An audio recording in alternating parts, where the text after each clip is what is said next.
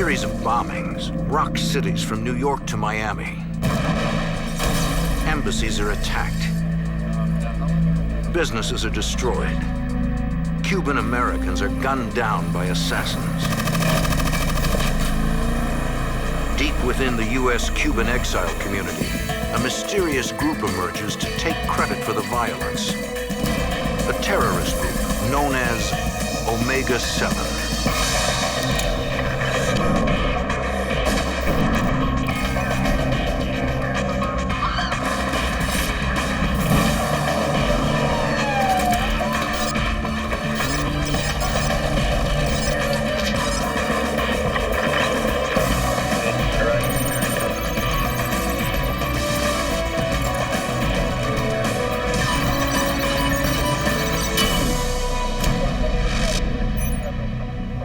In the late 1970s, the FBI had a working knowledge of anti-Castro terrorists operating in the United States. But then a new group appeared, more violent and aggressive than their predecessors. I'm Jim Kallstrom, former head of the FBI's New York office. All agents had to go on was a series of chilling phone calls, a mysterious voice, and the threat of more violence. FBI field officers from New York to Miami coordinated their efforts, determined to catch the vicious killers.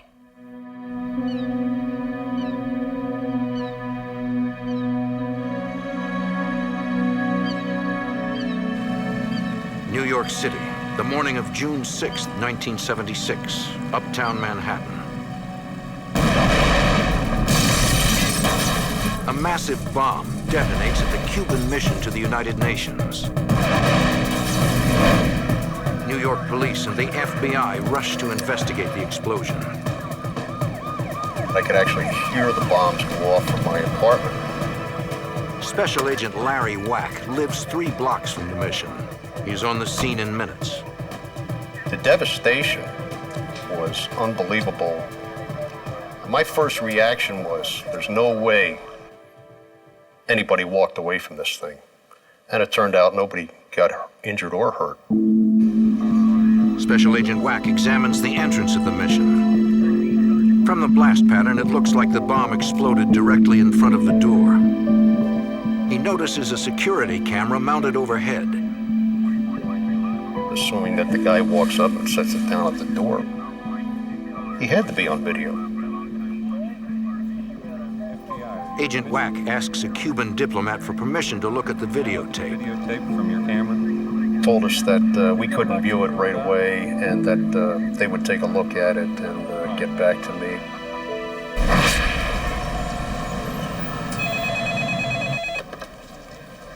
Got a call the next day from one of the diplomatic personnel up there who said that there's nothing on the tape.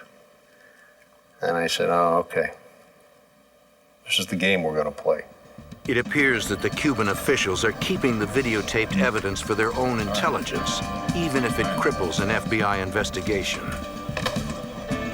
It would be nice in a perfect world if they said, look, here's a copy of the tape and you do what you need to do with it. And, you know, we're going to keep the original, but it doesn't happen. A news station provides the FBI with a tape-recorded phone call from a man who claims he belongs to an anti-Castro organization that bombed the Cuban mission, Omega 7. We are Omega 7. Thank you. The FBI has never heard of Omega 7. For Cubans fleeing Fidel Castro's brutal regime, northern New Jersey has become a safe haven. It is home to nearly 100,000 Cuban immigrants. We're trying to get information. FBI agents talk with people in the community in an effort to identify members of Omega 7. Getting information from the Cuban exile community was one of the most difficult things we ever ran across. Even if they knew who the guys were, to them they're heroes. For the FBI, it's another dead end. Over the next 2 years, Omega 7 strikes targets in New York City again and again. They bomb the Cuban mission twice. Another bomb detonates at Lincoln Center, where an orchestra from Cuba had been performing. In each instance, a representative of Omega 7 calls local news stations to claim responsibility. The terrorist group is on a rampage, but the FBI has few leads. We were coming up with no witnesses. We were coming up with pieces of battery and whatever that wasn't going to pin down anybody. For now, investigators' only solid lead is a mysterious voice claiming responsibility for the violence.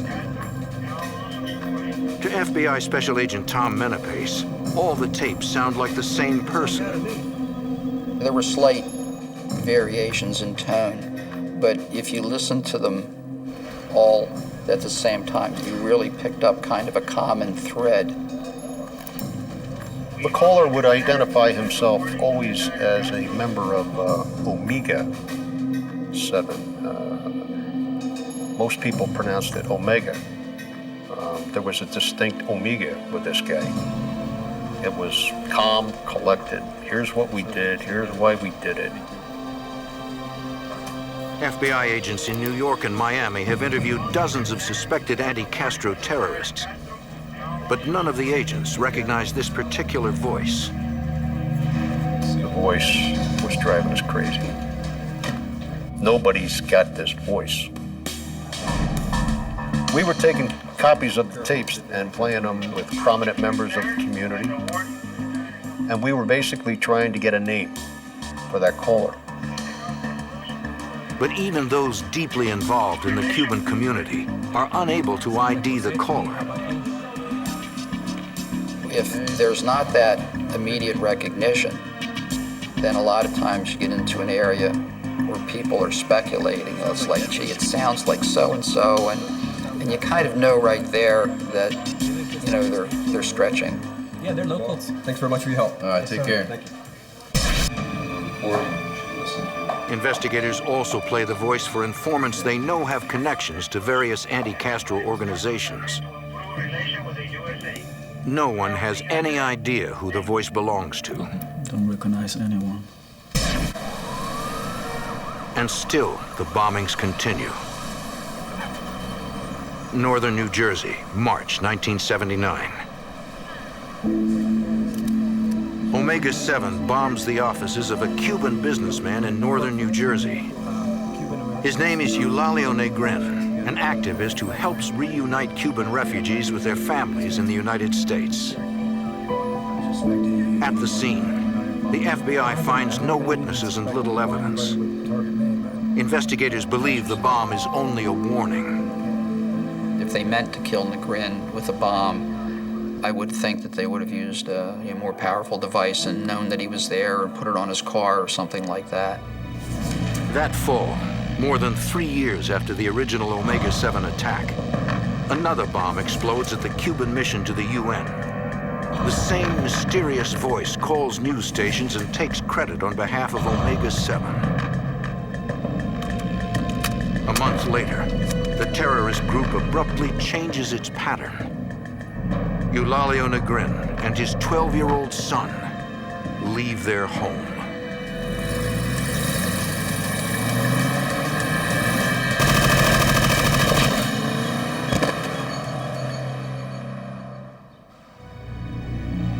In New Jersey, 2 masked men attack a businessman for trying to free political prisoners in Cuba.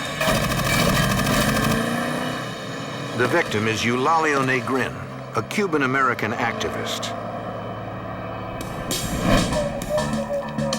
Paramedics try to save his life, but he's lost a lot of blood. In the end, Negrin pays the ultimate price. Tragically, Negrin's 12-year-old son witnessed his father's horrible killing.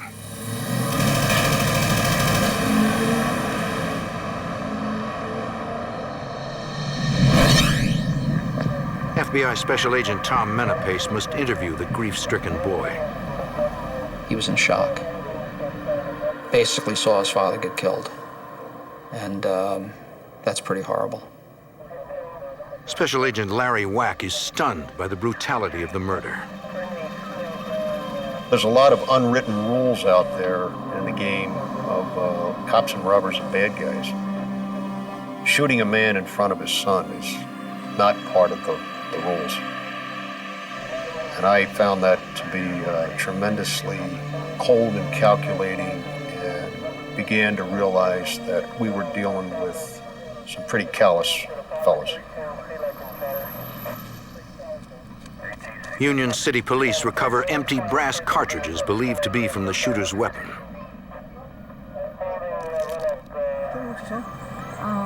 The FBI and police question area residents. Could you tell how many people were inside? You do a real intense neighborhood investigation, essentially tracing the path in which the car was seen fleeing. Investigators finally find a witness who can describe the color, make, and model of the gunman's vehicle.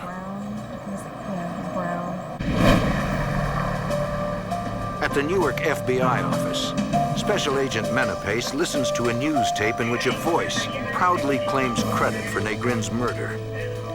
The stakes are getting higher. It's gone from being, a bomb in a doorway, endangering people, to actually taking a life. A prominent man has been assassinated in front of his own home. But all Agent Menapace has to go on is a vague description of the killer's car.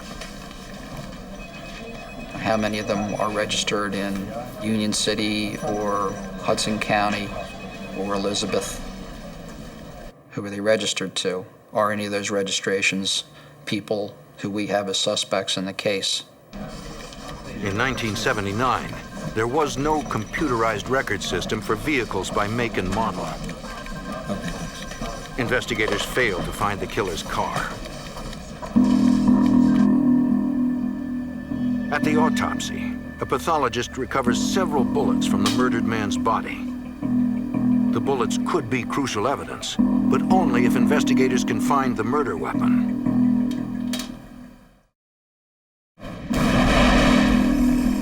A month later, December 1979, the Cuban mission is bombed again. The Soviet mission is also attacked for providing aid to Cuba. The blast seriously injures an NYPD officer. Yet again, the mysterious voice of Omega-7 takes credit for both bombings. Miami, January 1980. A bomb partially destroys a small cigar factory. This is the third bombing in Miami in a year. To the FBI, the pattern is familiar.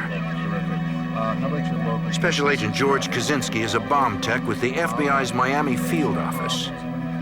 There was a tremendous amount of damage done, not just to the building, but to the cigars that were being manufactured there, which are manufactured by hand. As in New York, a representative of Omega-7 calls a local news station to take credit for the bombings. FBI Special Agent Tom Walzer believes the terrorists are trying to intimidate the shop owner, who advocates better relations with Cuba. The goal was ultimately to get to the attention of the Cuban community, but it was also to send a message to the individuals and businesses that had dialogue with the Castro regime, as well as to send a message to the island of Cuba itself. In Little Havana, a predominantly Cuban neighborhood in Miami, FBI agents and police continue to dig for clues. We have good access to Cuban leaders, to individuals in the community, as well as established sources that cooperate with the FBI and other law enforcement agencies, because the Miami PD has informants, Metro-Dade has them, FDLE has them, ATF has them. Despite their wealth of informants, the FBI comes up with nothing solid. Agents compare tape recordings of the Miami bombings with those from New York. They agree that it's the same person. As in New York, investigators play a tape for members of Miami's Cuban community. No one seems to recognize it. Manhattan, March 25th, 1980. FBI agents respond to a report that a bomb has been placed on a limousine belonging to the Cuban ambassador to the United Nations. Through interviews, investigators piece together what happened. When the chauffeur got the limo ready to take the ambassador to an appointment, he bumped the car in front of him. He got out to inspect the damage and found a shoebox wrapped in gray duct tape.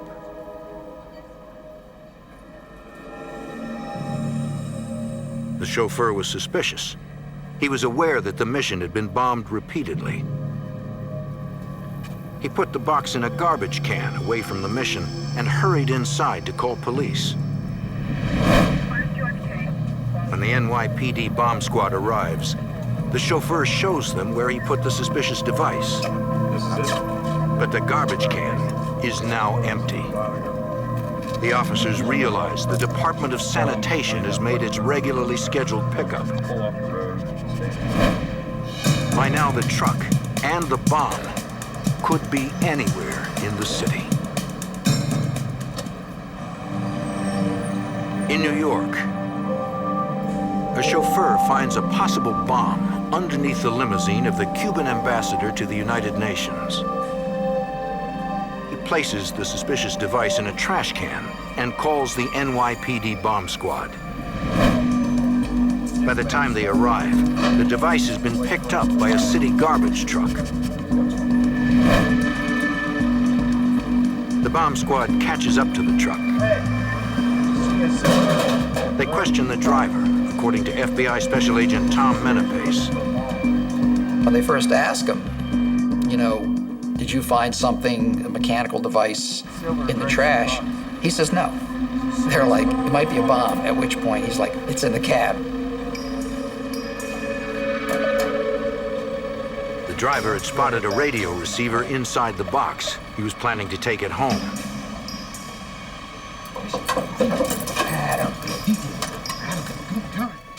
Inside the box is enough C4 explosive to potentially blow up a building. In the lab, an FBI bomb expert examines the device for fingerprints, hairs, and fibers. He finds nothing. Queens, New York, September 11th, 1980. Omega-7 claims another life. The victim is an attaché of the Cuban mission to the United Nations. To my knowledge, it was the first assassination of a UN official in the history of the UN on US soil. A newly formed FBI NYPD task force investigates. It's the first joint terrorism task force in FBI history. In the fall of 1980, the FBI gets a break in the case. A former anti-Castro radical contacts Special Agent Larry Wack. He feels innocent people are dying and decides to cooperate. The informant cannot identify the members of Omega-7, but he has heard a rumor about the group. He had learned that there had been a significant split in the actual Omega hierarchy, or as he called it, the board. Anything else? Agent Wack believes that once the FBI has identified suspects, they can exploit the division by pitting one faction against the other. 3 months after the murder of the Cuban attaché, a bomb explodes in front of the Cuban consulate in Montreal. At the New York FBI office, the task force wonders if Omega-7 members from the United States are responsible.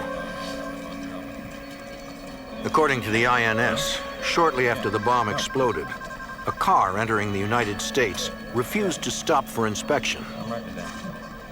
Border guards were unable to get the license plate number. The car was going too fast. But they did get a description of the vehicle. A short time later, a New York state trooper stopped a car matching that description.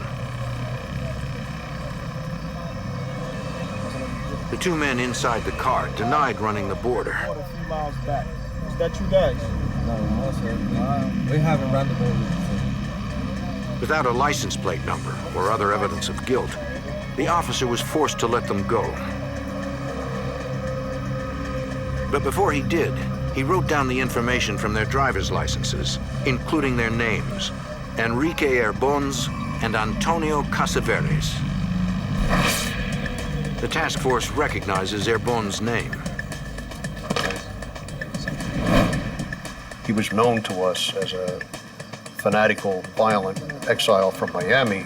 The other gentleman in the car was an unknown entity at that moment, which was interesting to us because the big question was, who is this guy?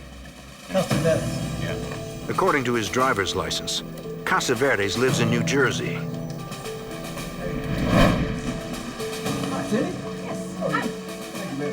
Agent Menepace visits his apartment complex to talk to his neighbors. They tell him Casaveres recently moved to Miami. Menepace plays a tape of the suspect's voice.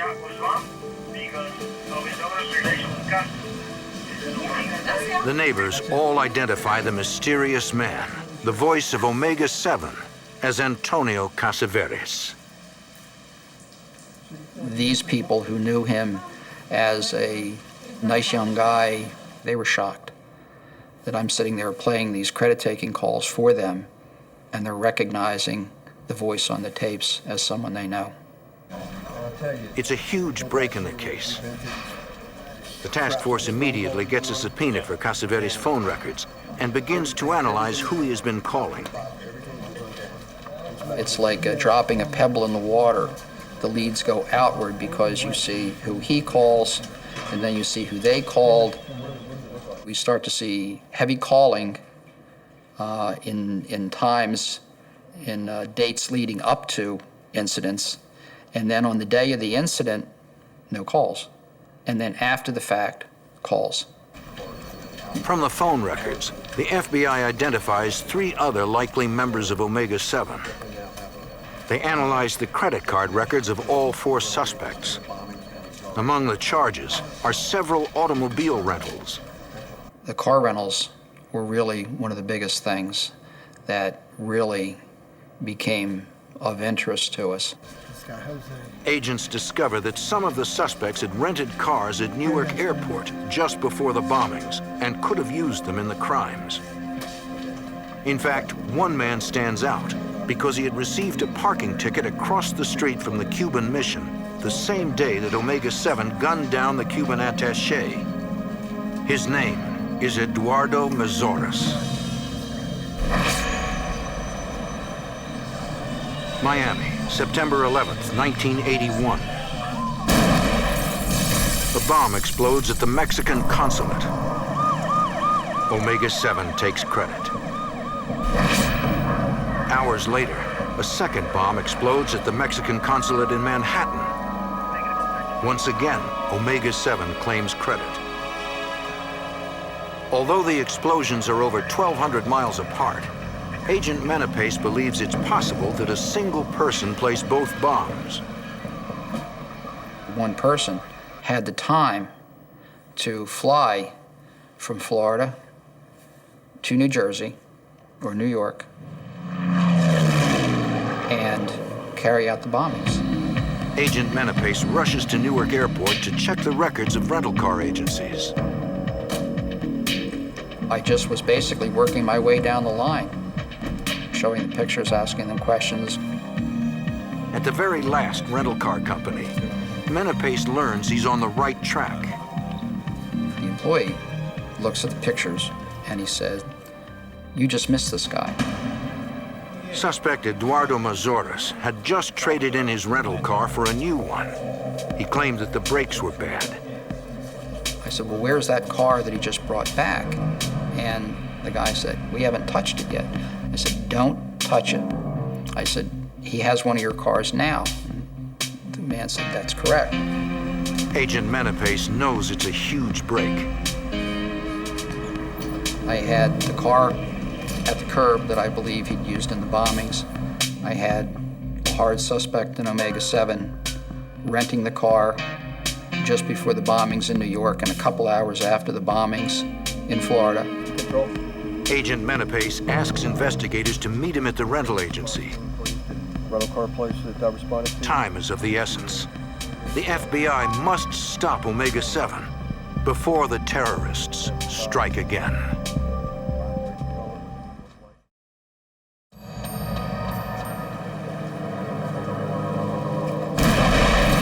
Terrorist bombs explode at Mexican consulates in Miami and New York within hours of each other. The FBI believes Omega 7, an elusive group of Cuban radicals, used rental cars to drop off the bombs. Eduardo Mazoras, one of the FBI's prime suspects, has just returned a car at Newark Airport. Special Agent Tom Menapace calls in a canine unit to inspect the vehicle. The dog alerts on the trunk, the indication being that there was bomb residue in the explosive residue in the trunk of that car. Investigators know that Mazoras has rented another car. When he returns it, agents are waiting for him. How you doing, sir? Good, Horn. Mazoras is surrounded by FBI agents disguised as customers and rental car employees. But with only circumstantial evidence, they decide to surveil him rather than arrest him. I immediately recognized him. He looked just like his picture. Agent Menapace follows the suspect on a shuttle bus to the terminal. I'm just another traveler waiting for a shuttle bus to go to the terminal, and I'm going to stay with him as closely as I can. I'd like to buy a one-way ticket to Miami. Menapace watches as Mazoras gets in line to buy a ticket. And I'm maybe 3 or 4 feet behind him. I'm as close to him without burning the surveillance as I can. And what's your name? He uses a false name. He uses the name A. Medina. M-E-D-I-N-A. There's your ticket, sir. And he buys a ticket to Miami. As the suspect heads for his gate, Agent Menapace rushes to notify the FBI field office in Miami. In Miami, FBI agents follow the suspect from the airport through the narrow streets of Little Havana and eventually to his house. The Miami field office obtains a warrant to wiretap Mazoras' phone. Special Agent George Kaczynski. We monitor 24 hours a day, and it's very consuming. It takes up a lot of man hours and a lot of personnel, and obviously they had to be bilingual. For a year, agents listen to the wiretap, but hear nothing that connects Mazoras with Omega 7. Everything we were doing was basically looking for a thread, looking for that break, looking for that piece of information that was going to get us headed towards, to go from theory to reality, to get to the actors. In the 6 years since the original Cuban mission bombing, the anti-Castro terrorist organization Omega 7 has spread fear through more than a dozen bombings and 2 assassinations. The FBI is determined to bring the group to justice. On September 2nd, 1982, at the federal courthouse in New York City, prosecutors subpoena all Omega 7 suspects to appear before a federal grand jury. The FBI needs their statement on record before the statute of limitations runs out. But they have an ulterior motive. Knowing that Omega 7 is split into 2 rival factions, the FBI devises a scheme designed to pit one against the other. Agents arrange for the 2 factions to be in court on the same day. They watch as both groups meet in the hallway. It was evident to me in the courthouse, when we were all there on the same floor, that there was a lot of friction going on between him and them. There was a lot of animosity there. Agents want each faction to worry that the other faction may be cooperating against them. It could prompt some of them to make a deal. They certainly knew what they'd done, and they certainly knew who the members of the group were. And the fact that they're all there and we're all there is telling them, you know, without coming right out and saying it, the game's over. We're closing the circle on you guys. Most of the suspects assert their Fifth Amendment rights and refuse to testify. Only Eduardo Mazoras takes the stand. He denies everything. But 2 weeks after the grand jury confrontation, Agent Wack returns to his office to find a message from Eduardo Mazoras. Agent Wack returns the call immediately. He basically said, I want to come up to talk to you. Well, obviously, I'm not about to turn down that offer. So I said, well, when would you like this to be? And he said, well, I'm going to arrive within the next couple of days, and I'll reach out for you then, and we'll arrange to meet. Fine, I'll be waiting for your call.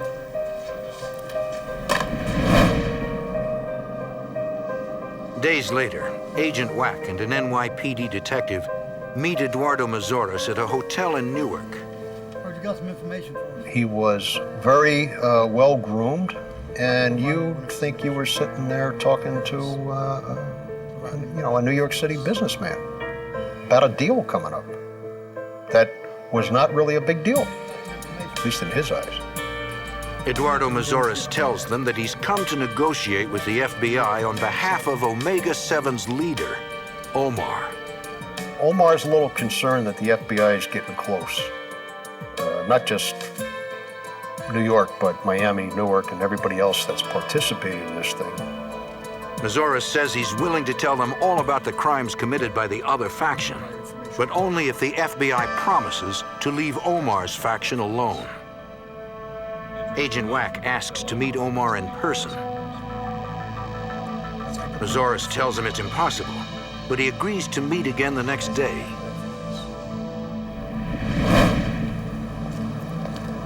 Agents suspect that Omar does not exist.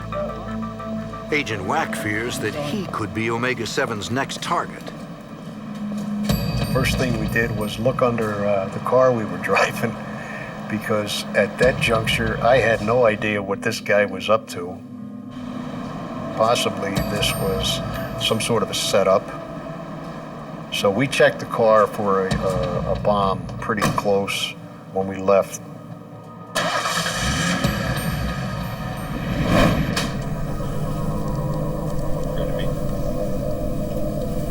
The next day, investigators meet with Eduardo Mazoras for a second time.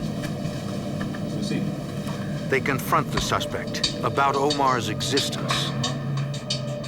You're Omar, and you are here to negotiate this whole thing. And he said, yes, you're right. You're Omar. I have been someone in charge. You have the right to remain silent. Anything you say can and will be used against you. Investigators read him his Miranda rights. You have the right to talk to an attorney and have him present with you.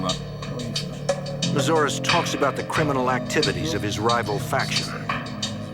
He started identifying the names of the people who put the bombs down.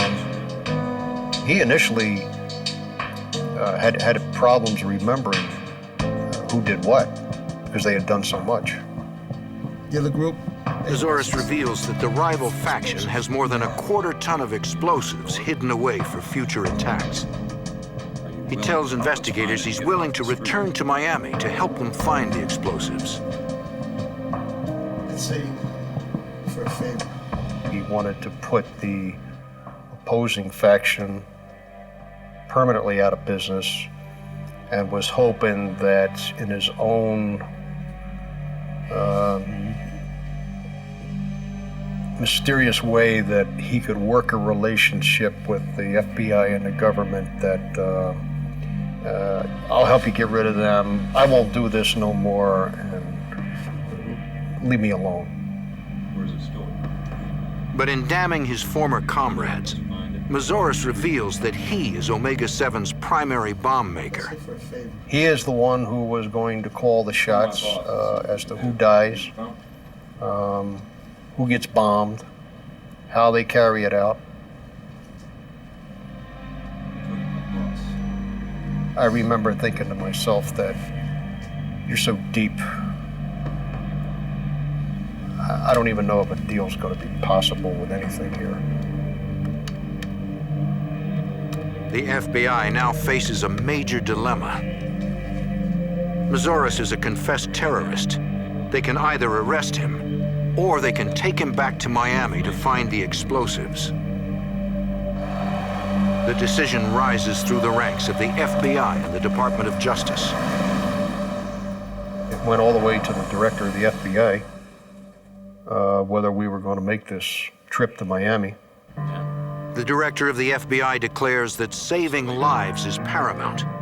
They should send Eduardo Mazoris back to Miami. We were duty-bound to attempt to find those 600 to 800 pounds of high explosives. Those explosives could have killed a number of innocent people. We had to take a chance. We had to locate those explosives.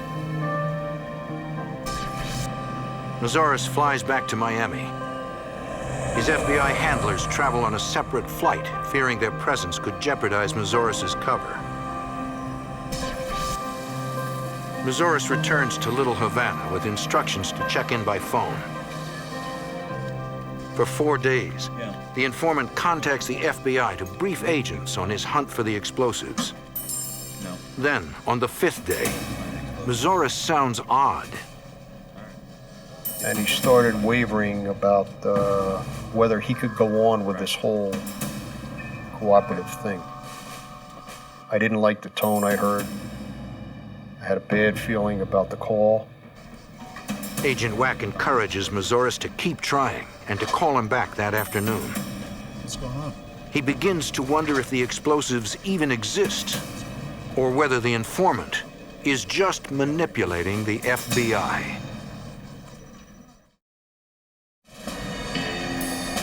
The FBI NYPD task force is in a difficult situation.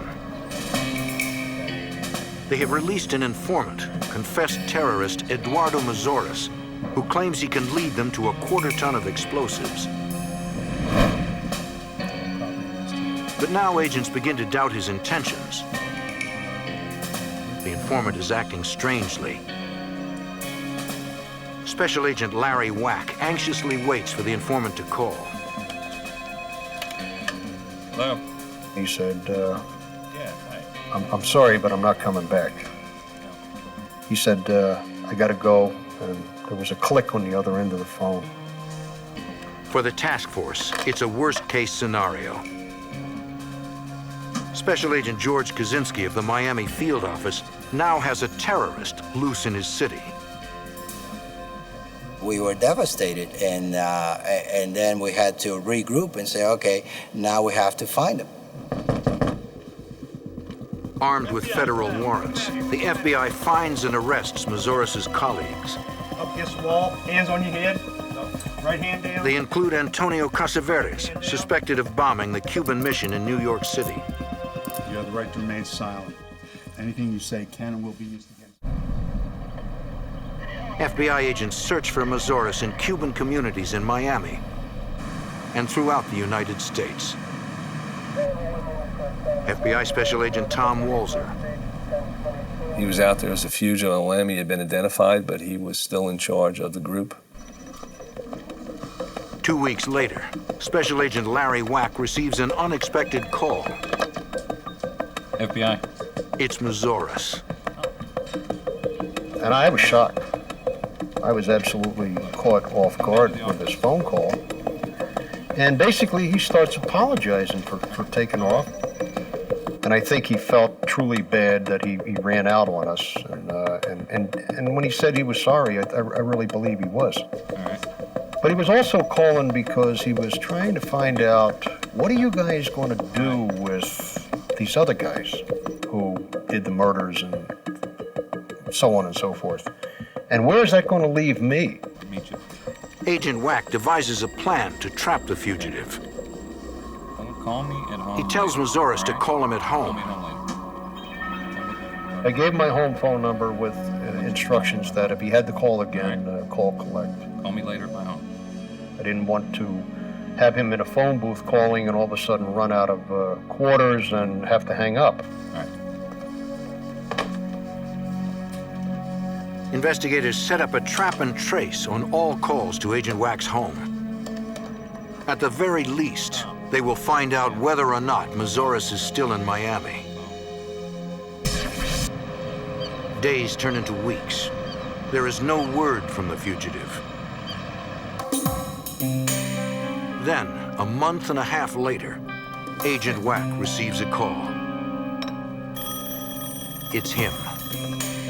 I had to have my wife find a neighbor who was awake at 2 in the morning, use their telephone to call the New York FBI office to make notifications down to Miami and to Miami Telephone Company. No, it's okay. Go ahead. Agent Wack tries to keep Mazoris on the phone long enough to trace the call. Okay. Miami FBI agents speed to Little Havana. The call is coming from a payphone.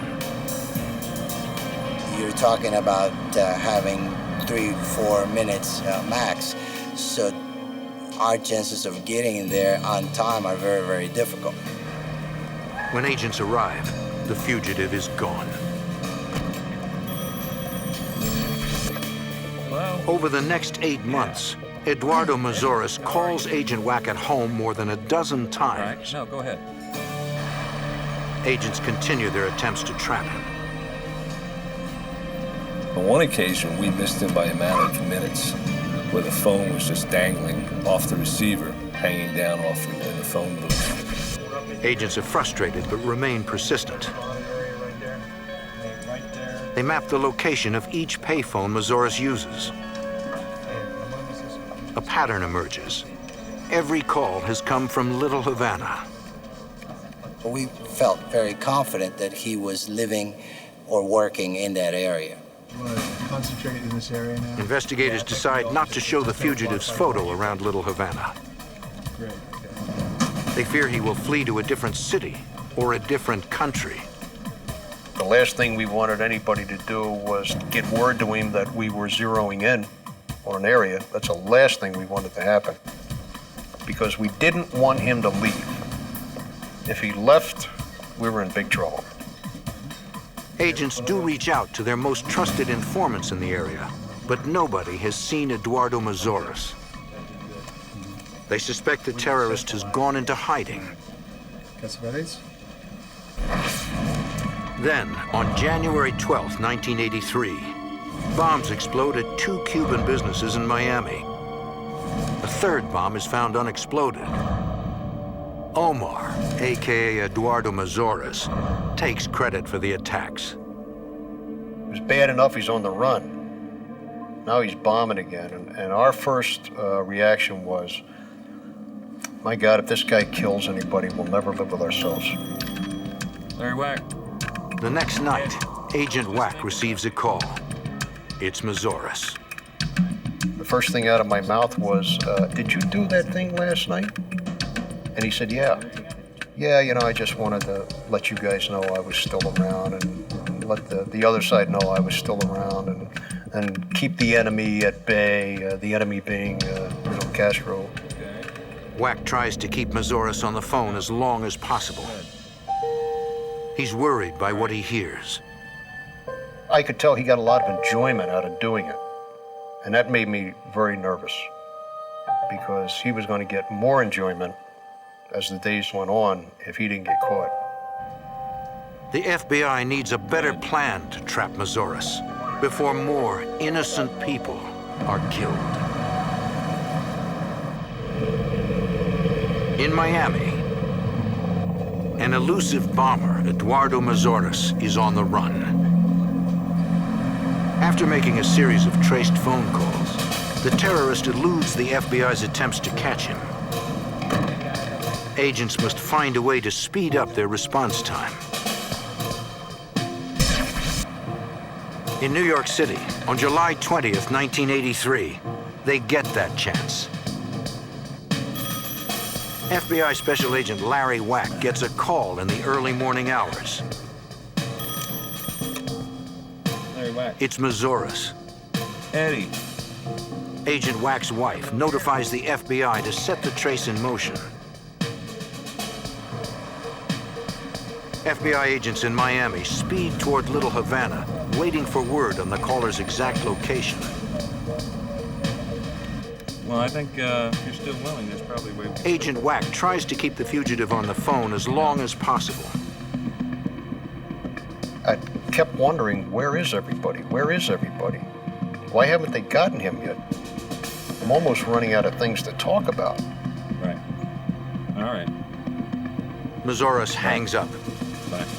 The FBI has lost him. Moments later, an agent arrives at the payphone. Murderous is gone. The agent notices a man resembling Murderous enter an apartment a block away. FBI Special Agent Tom Walzer. We were very excited but guarded. And based on the location where he saw this individual go into, we had our hopes up. The FBI watches the apartment all night, but no one comes out. The next day, agents knock on the landlady's door. They show her a photo of the fugitive and ask if he lives there. She looked at the photo and said, yes, that's him. Right over at that house right there. I see. Would you have a few minutes? Rather than provoke a violent confrontation, the agents asked the landlady to call her tenant outside. She knocked on the door and asked for him to come to the door in Spanish. FBI, outside! Outside! Get out! He was in complete shock when he saw us, a group of agents armed. He was very surprised, and he was placed under arrest. I'm in the kitchen, guys.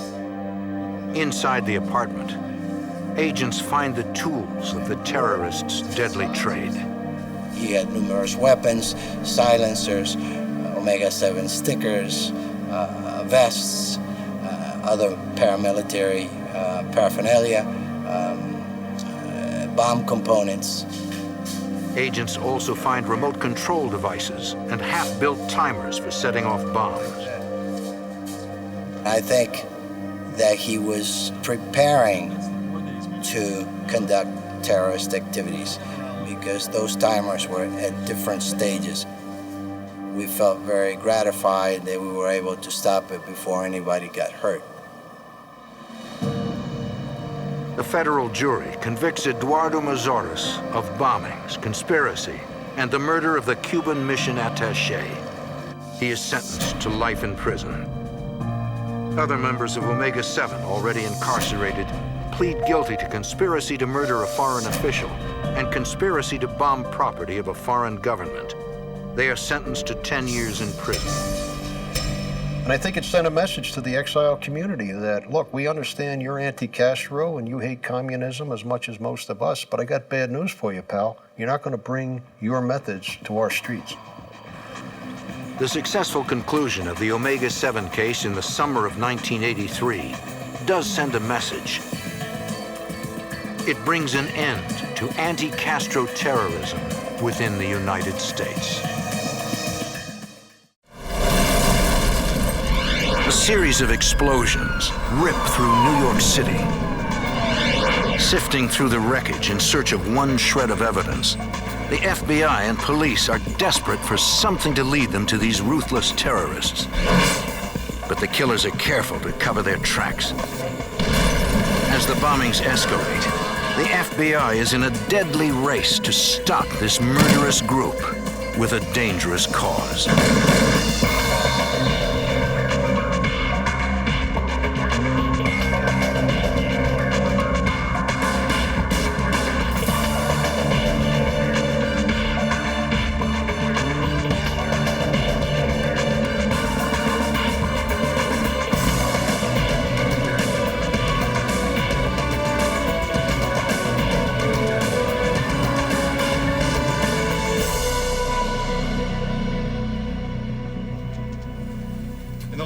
1970s and early 80s, a legitimate Puerto Rican independence movement took hold in the United States.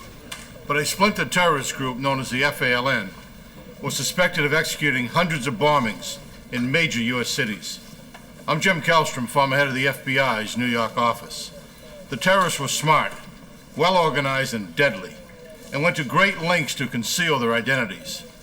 Agents were determined to shut them down before they hit again.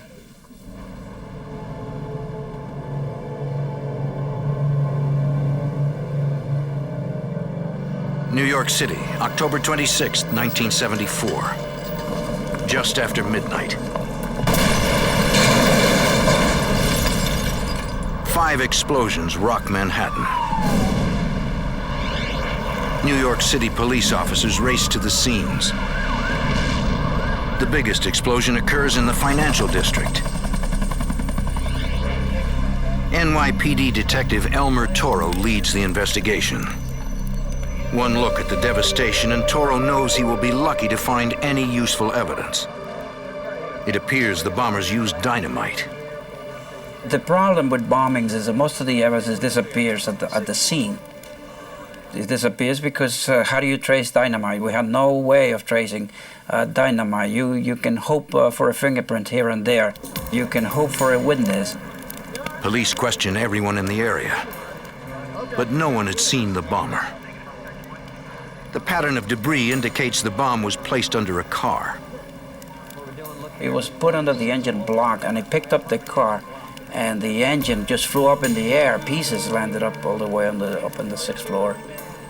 It was a pretty impressive bombing. We did realize quickly that we had a serious problem in our hands. The only solid clue found at the scene is the tattered remains of what appears to be a leather luggage handle. While police continue to process the scene, they get a call from the Associated Press. One of the alleged bombers called the news agency and told them to look at a phone booth near the bomb site. The patrolman is dispatched to the location. There, under the phone, he finds a letter. He takes it to headquarters to study it for leads.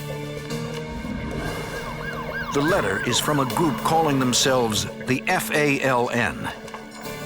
In Spanish, the initials stand for the Armed Forces for the National Liberation of Puerto Rico. They are a fringe group with a limited following. The FALN is not even known in Puerto Rico.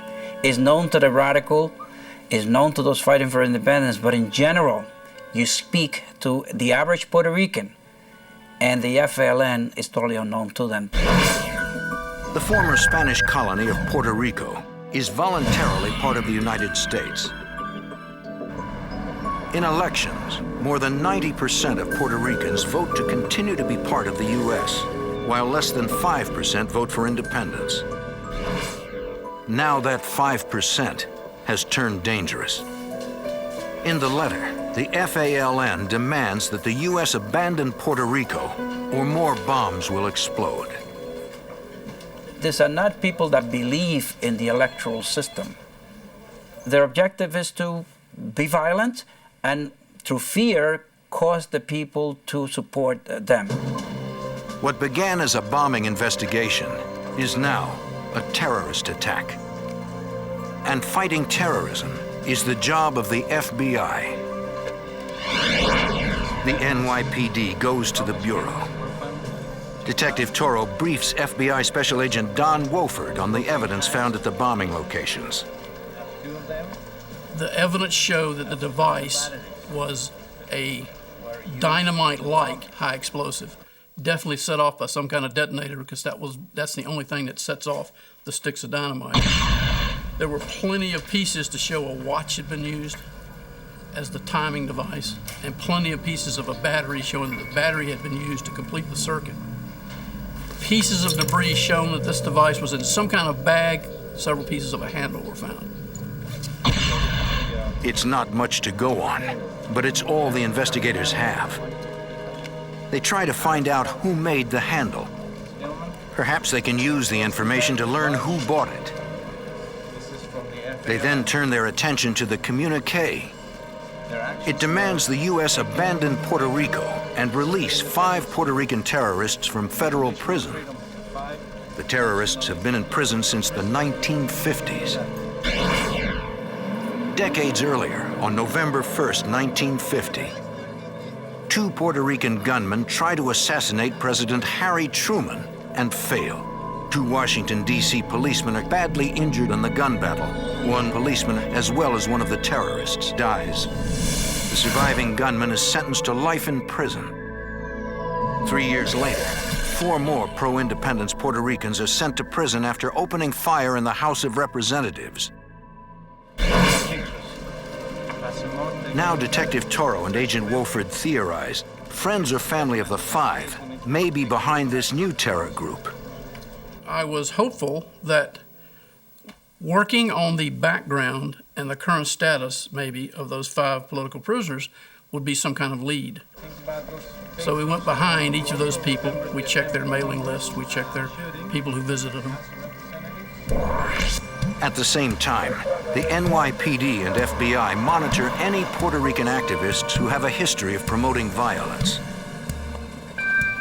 1 month after the bombing, the NYPD gets a call about a dead body in an abandoned building in Spanish Harlem. Rookie NYPD officer Angel Poggi, on his first day on the job, goes to investigate. Officer Poggi is of Puerto Rican descent and proud to have become one of New York City's finest. The door was booby-trapped, and he blasted him right across the street and ended his career on the spot. Although Officer Poggi survived the blast, he lost sight in his right eye. When police search the building, they find no dead body. The phone call was a lie to lure police into a deadly trap. The bomb squad recovers explosive residue and another luggage handle. Like the earlier bombing, they determined this bomb was made of dynamite. From the pattern of the blast damage, they suspect it was probably hung on the back of the door, possibly in a garment bag. Through another phone tip, police recover an FALN communique that proudly claims credit for bombing Officer Poggi. For the NYPD, this investigation has become personal. They're fighting for Puerto Rican independence, and the first cop they mutilate is a Puerto Rican kid. A Puerto Rican kid, because that's all he was. When they get to your house, you sort of react a little bit different. We knew we had a war in our hands. The communique says the bombing is revenge for the death of an obscure Puerto Rican poet, Martin Tito Perez. If you had put Martin Tito Perez's name out in Spanish Harlem, probably a lot of people might have known who he was. But in the rest of Manhattan and in the rest of the United States, of course, nobody would have known who Martin Tito Perez was, except the bomber knew. At this point, we knew we had a Spanish Harlem connection. A few days earlier, police photographed a Puerto Rican man in Spanish Harlem, handing out leaflets accusing the police of murdering Martin Perez in jail. Although Perez's death was officially ruled a suicide, the activist urges violent revenge against the police. His name is William Morales. William Morales was a very activist person in Spanish Harlem. He was one of the Puerto Rican independence type people who were at any demonstration, any rally, or whatever. He was a player in the Puerto Rican independence movement. While Morales seems suspicious, police don't have enough to bring him in. They continue their search for anyone who knows anything about the crippling attack on Officer Poggi, but come up empty. While the investigation stalls, the FALN set their sights on a historic tavern in the heart of New York's financial district. The terrorists are raising the stakes for their deadly cause.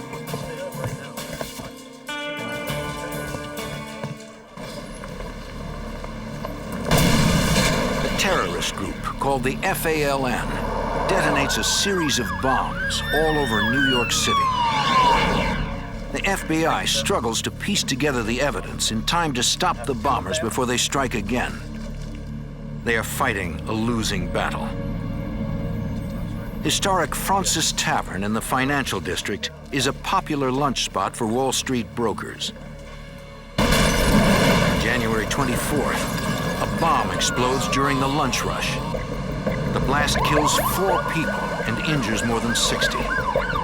The victims are rushed to area hospitals. FBI Special Agent Don Wofford. It's one of the worst explosive crime scenes I've seen in my Bureau career. The entire first floor was nothing but splinters.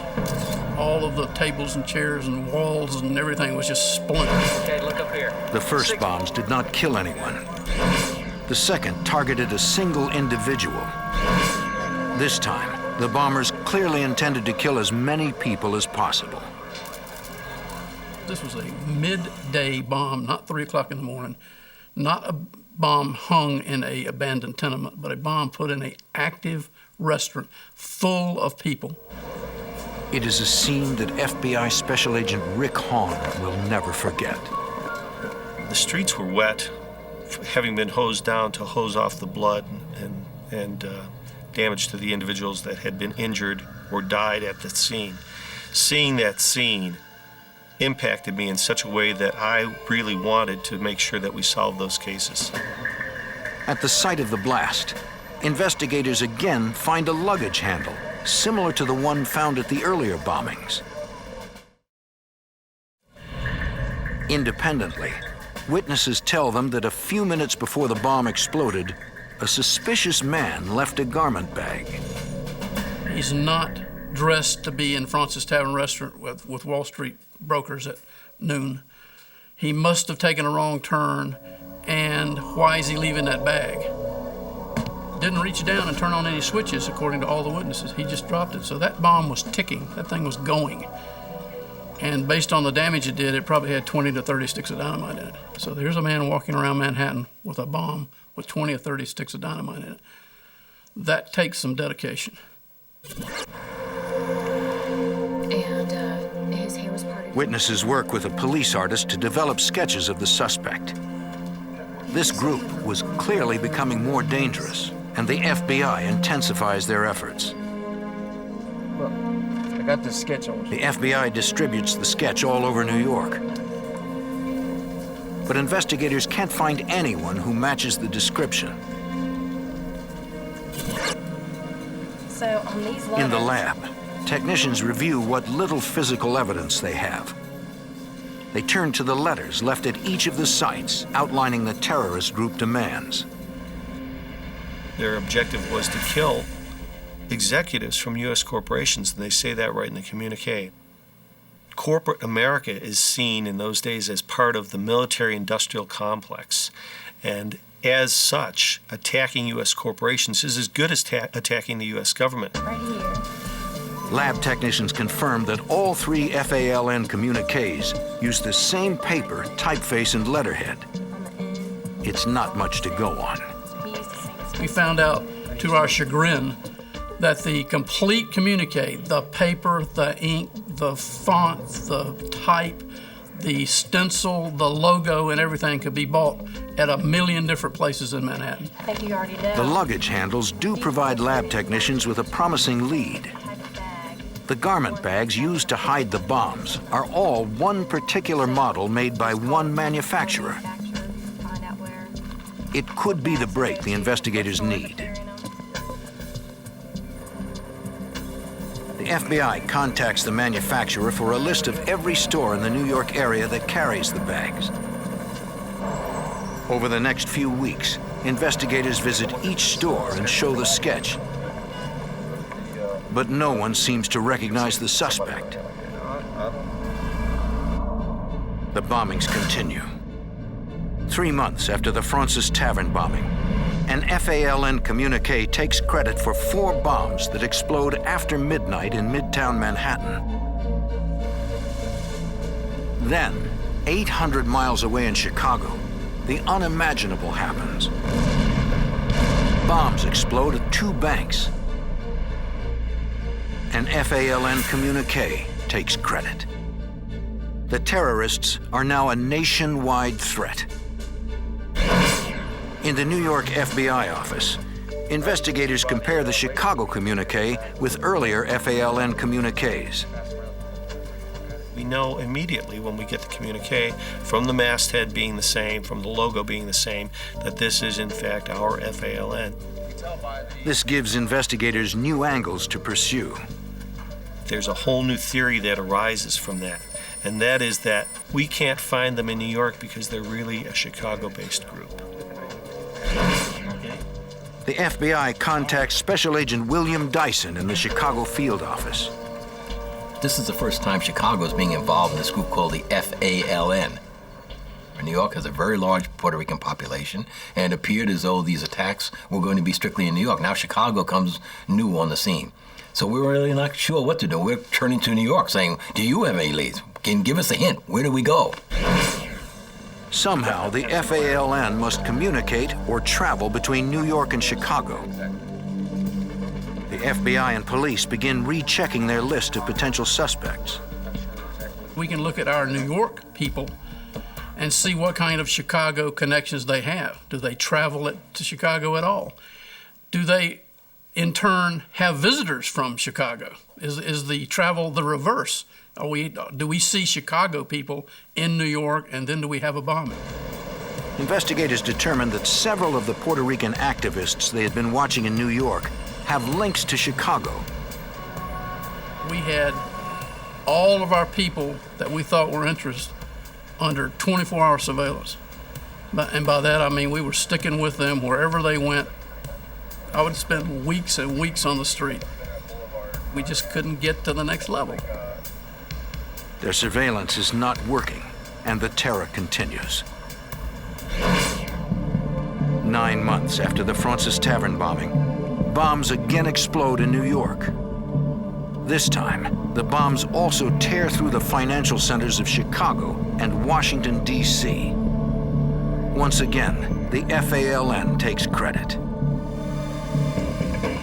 After the attack, law enforcement in Chicago and corporate security guards respond by searching around their buildings. Outside the corporate headquarters of an oil company, guards discover a suspicious bouquet of flowers linked to FALN.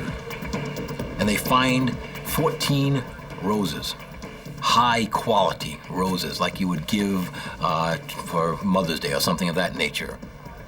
Within these roses is this bomb. The Chicago police bomb tech defuses the bomb. Now, for the first time, investigators will have the opportunity to examine an unexploded FALN bomb, which could provide critical leads. A crime lab technician reads the unique identification numbers on the sticks of dynamite. It is traced to a dam project in New Mexico, but the trail stops there. No dynamite was reported stolen. When that lead proves to be a dead end, investigators try to trace the bouquet of roses. We've got to go to the florist. Well, it turns out there's something like 800 florists in the Chicago area. We went to every one of them. When I say we, I mean law enforcement. It wasn't just the FBI. We all got together, and we all divided up all the florist shops, and we went to every one of them. Could not find where those roses came from. Back in New York, the FBI realizes the components of this bomb match the other bombs. Investigators compile lists of all the stores in the New York City area that sell each of the items. They find one store that sells everything. We identify a store up in the Bronx that sells the particular types of watches that have been used, it sells the propane tanks. More importantly, it sells the types of bags that have been used to contain the bombs. The FBI theorizes that maybe the bombers got sloppy and bought everything at the same store.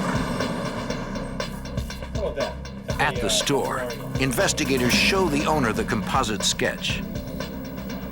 Couldn't say by name who the person was, but that a person similar in appearance to that person had been at this store, definitely buying a whole series of the bags and a whole series of the batteries. Investigators believe this could be a major break. They show the store owner photos of possible suspects. She can't positively ID any of them. But she does agree to help. We did solicit the cooperation of the owner of the store.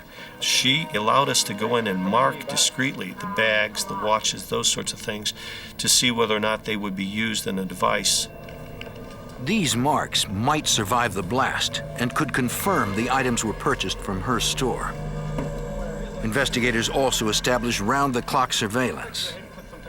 And when a person bought a bag, we would put a surveillance on that individual and try to identify who this individual was and try to match the composite to the purchaser of the bag.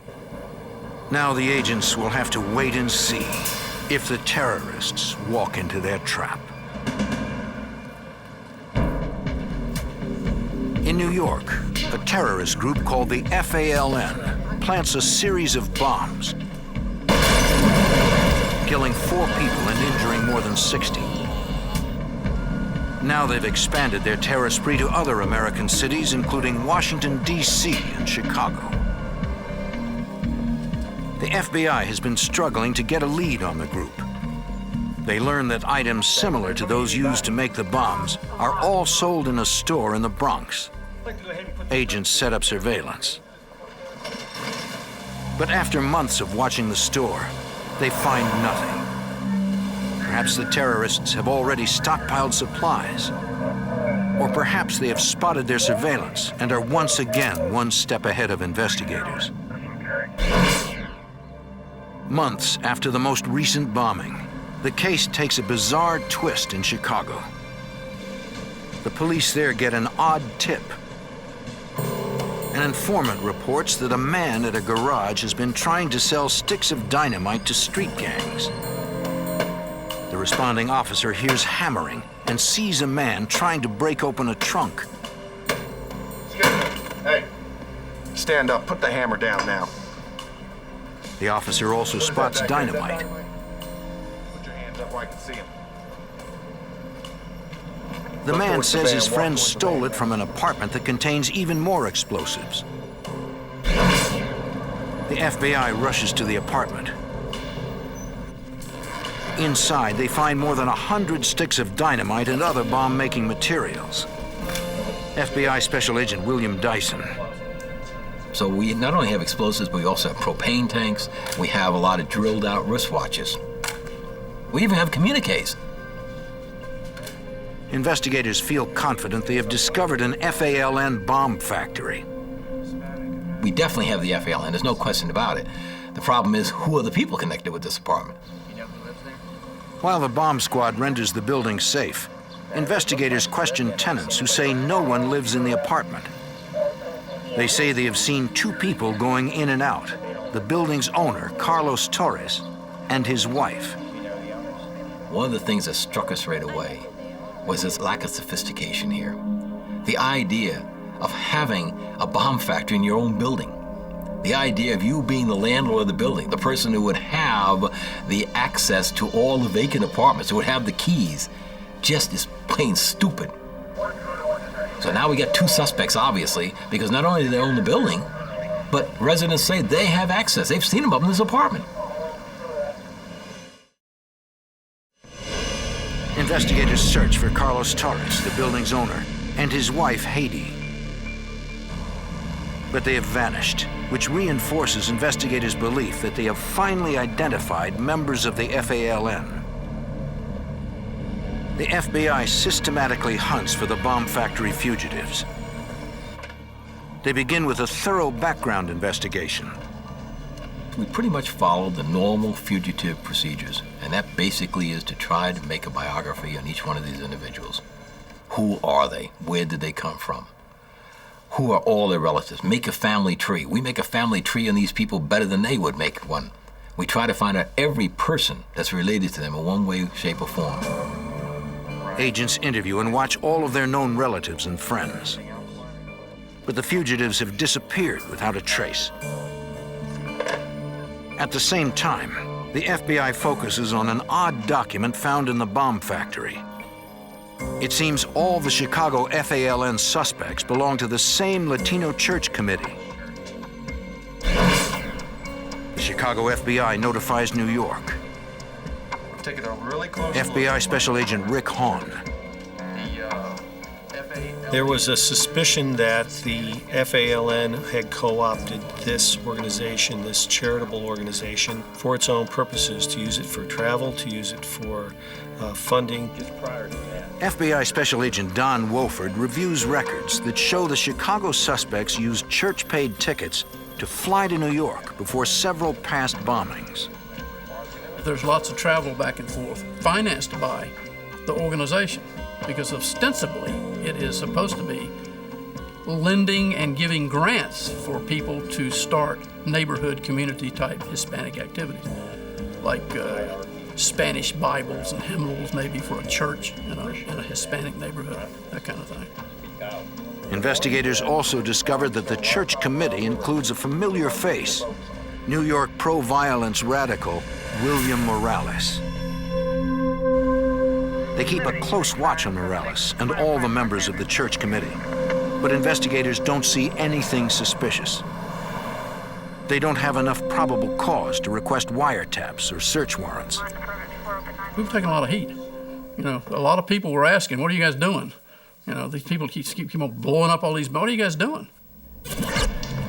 6 months later, at the Mobile Oil Building near Grand Central Station, a bomb in an employment office kills one person and injures 8. She came in, she put the umbrella on. The FBI and NYPD arrive and question witnesses. A woman who takes job applications claims she saw the bomber. She was, you know, I know who left that bomb because I saw her and I talked to her, and I cannot believe a little girl, she kept saying, a little girl like that would leave a bomb in here and blow somebody up. But I saw her, and that's who left it. The witness says a woman came in carrying a closed umbrella that seemed unusually heavy. She knew when she hung that device there, when it went off, somebody was going to get hurt. The suspect took a job application. She scratched quick a name and an address. The bomb is clicking right next to her. She wants to get out of there fast. The suspect tried to leave, but the woman wouldn't let her take the application with her. Minutes later, the bomb went off, decapitating the man next to it. Because he absorbed most of the blast, no one else was killed. I do know that I could recognize her because I saw her and I talked to her. Investigators asked for the application, hoping the suspect left a fingerprint. If they could find a print, it would be their first piece of solid evidence to the identity of the bombers.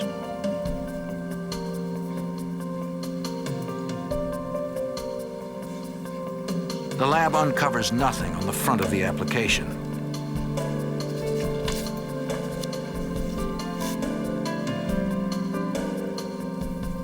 But on the back, they find what they had been looking for: a single fingerprint. The fingerprint belongs to Haiti Torres, the wife of Carlos Torres, who owned the recently discovered FALN bomb factory in Chicago. New York City police issue a warrant for her arrest for second-degree murder. After a grand jury indictment, her husband Carlos is added to the FBI's top 10 fugitive list. Now that agents have identified their suspects, they must hope for a break that will uncover where the fugitives are hiding before they strike again.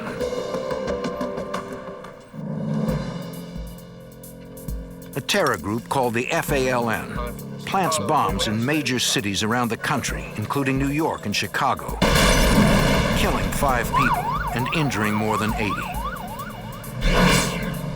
In New York, the FBI suspects that William Morales, a pro-violence radical, is somehow connected to the group. But after months of surveillance, investigators haven't seen anything suspicious. The FBI finally asks Morales if he will talk with them. Surprisingly, he agrees. FBI Special Agent Don Wofford watches through a one-way mirror as Detective Elmer Toro questions Morales about the FALN terrorist group. But he gives them nothing. Cool, collected, not the least bit upset, not intimidated whatsoever. I don't know nothing about nothing. Investigators watch for clues to try and determine if it is just an act. My position was, he's a player. He's definitely a player. Maybe he is a minor league player and he doesn't know anything. I don't believe it, but maybe. But he's a player. Investigators continue to suspect Morales. But without more evidence, there are legal limits to how far they can go. 2 months later, Queens, New York. Firefighters respond to an explosion in an apartment and find FALN letterhead. FBI agent Wofford arrives just as paramedics take a badly injured man from the apartment. Agent Wofford believes the man may be an FALN suspect and tries to identify him. But the man's face is badly injured and his hands are nearly blown off. Inside the bare apartment, investigators find 3 small pipe bombs. Evidence suggests a 4th pipe bomb exploded while being built, which explains how the man injured his hands. Investigators discover a copying machine and papers printed with the FALN logo. They also find a large stockpile of explosives. Detective Elmer Toro goes to the hospital to try to identify the suspected bomb maker. The man's hands are so badly injured that police are unable to get fingerprints. Detective Toro tells the man that investigators will learn his identity from evidence at the bomb factory. If you can see this. He might as well admit his name now. But the man can't speak. Manuel Rodrigo. I wrote a bunch of names of people that I suspected. Once we got to the name of William Morales, he moved and he agreed without saying who he was. But he basically identified himself. Detective Toro believes they may have captured the FALN's bomb maker.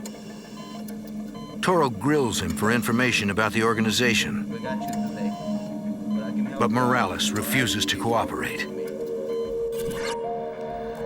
9 months later, Morales goes on trial for reckless endangerment and possession of dangerous weapons. Well, Morales didn't fight. Morales claimed a prisoner of war status, no defense, which is a dream for the prosecution. The judge sentences him to 89 years. Police take Morales to the jail ward of Bellevue Hospital to be fitted with artificial hands before going to prison. Incredibly, despite police guards in the hallway, he manages to escape. Investigators rush to Morales' hospital room. My initial reaction was, this is just a bad joke. You know, this is just a bad, yeah, right, sure he's escaped. How could he escape? First off, he's physically unable to escape. And secondly, he's up on the 3rd floor. There's nothing down there, it's just, we don't have him. They find the window bars and mesh cut open. The mesh had been spread apart, not more than 6 to 8 inches, just about like this. I mean, that's straight down. So he had to squeeze through that hole and get out of the mesh. And then how did he get down 3 floors? And of course, coming to mind immediately was he had help. Investigators begin to piece together what happened. Someone must have smuggled in a pair of bolt cutters. William Morales cut himself out from the 3rd floor with his elbows. Because he had no hands. Investigators believe Morales jumped 3 floors to the ground, where waiting accomplices drove him away. The FBI and NYPD launch an all-out manhunt for Morales and alert the public and police across the country to be on the lookout. But months go by, and the manhunt turns up nothing. Then the terrorists strike again. 6 months after Morales' escape, the FALN begins bombing again in New York, Chicago, and San Juan, Puerto Rico. 1 year after William Morales' escape, just north of Chicago, Evanston police respond to reports of an illegally parked van. They radio in the license, which comes back stolen. Police decide to watch the stolen van to see if anyone comes back. So they surveil it. I mean, they could have towed it away, but they surveil it.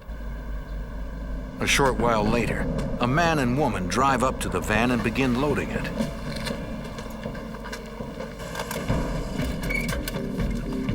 Police, put your hands up! Let me see your hands! Let me see your hands! Turn around! Face away from me! Stay right where you are! Police confront the two and find rifles.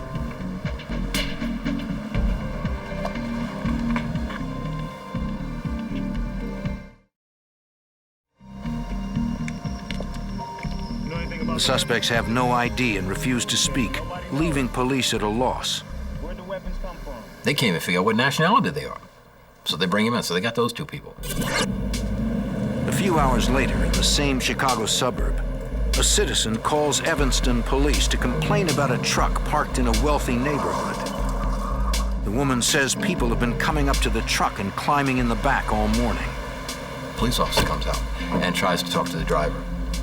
What are y'all doing here in the neighborhood? Why are you here? Well, I'm visiting. Who are you visiting? I'm visiting that person over there. Well, who is that person? Well, I don't know his name and all. And press vague type of descriptions. It all seems very suspicious. You don't know the names at all? The officer glances into the truck and spots the butt of a handgun. Gun? Put your hands. Now he knows he's dealing with armed suspects, and there may be more of them hiding in the back of the truck.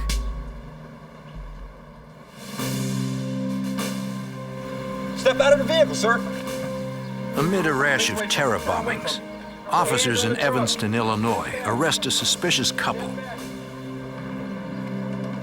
In the back of their truck, police find people with shotguns, handguns, and disguises.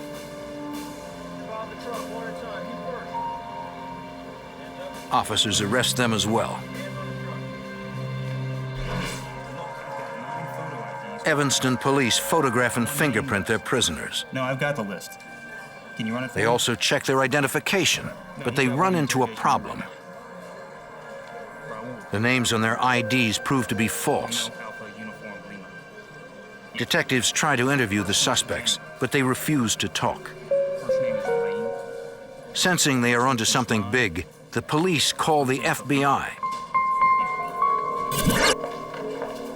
FBI Special Agent William Dyson looks at the prisoners and immediately recognizes one as a major FALN terrorist. I've got his wanted poster, top 10 fugitive, and I recognize him. I mean, this is Carlos Torres. Agent Dyson also recognizes other prisoners as members of the FALN. It was like looking at this collage that I had above my desk in the office of all these wanted people. So we have the FALN. We know we have the FALN. We're able to identify enough of them. This is the FALN. The FBI takes a closer look at the false IDs. From past experience, the FBI knows that criminals who use fake ID often include a real address so that it can be used to function in society. Agents notice that several of the IDs have the same Chicago address. The FBI and Chicago police raid that address and find bomb-making materials and more FALN evidence. With information from the captured terrorists, agents raid addresses in Milwaukee, New York, and New Jersey. They take down more FALN safe houses. 6 years after the bombings began, a federal jury finds the captured FALN terrorists guilty of seditious conspiracy, weapons violations, interstate transportation of stolen vehicles, and other charges.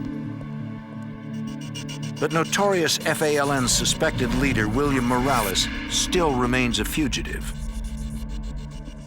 A group of us Just before sentencing, one FALN member decides to cooperate in exchange for a reduced sentence. He says the 11 terrorists were in Evanston to rob an armored car to finance more bombings.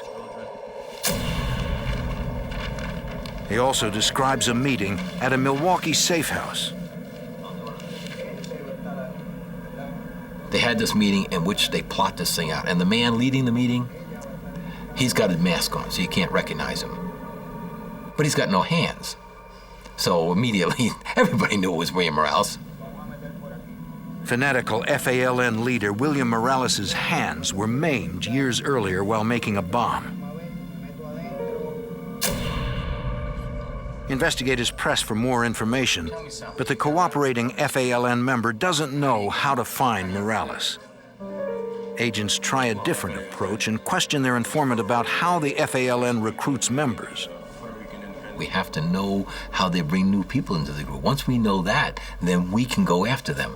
Strong activists who are ready to do. Investigators learn that the FALN recruits from the ranks of Puerto Rican radicals. Anyone who joins must drop all political activities in order to maintain a low profile. With that pattern in mind, FBI Special Agent Rick Hahn searches through hundreds of files on Puerto Rican radicals. It's a long-shot attempt to identify the remaining FALN terrorists.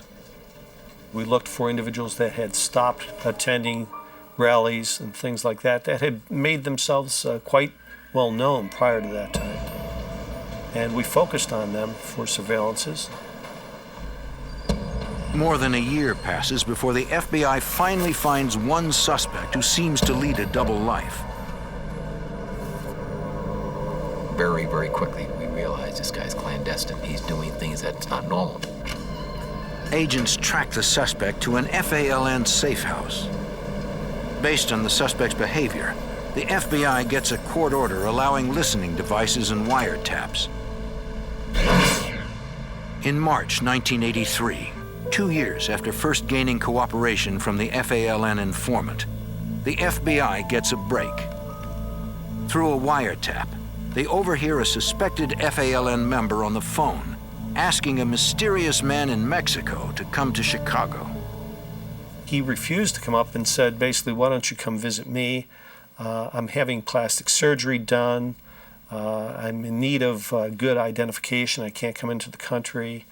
I'll be too easily recognized, that sort of thing. The mysterious man says to call the same number in a week. In a huge break, investigators identify the mystery voice as that of the FALN's fugitive leader.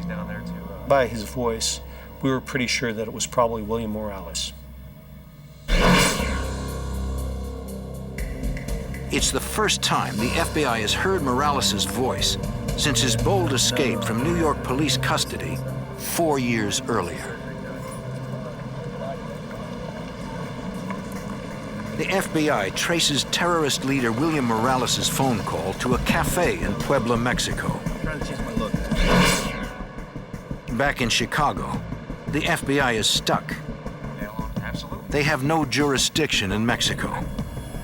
Agents plan to continue listening to their wiretap and arrest Morales when he makes his plan to come back to America.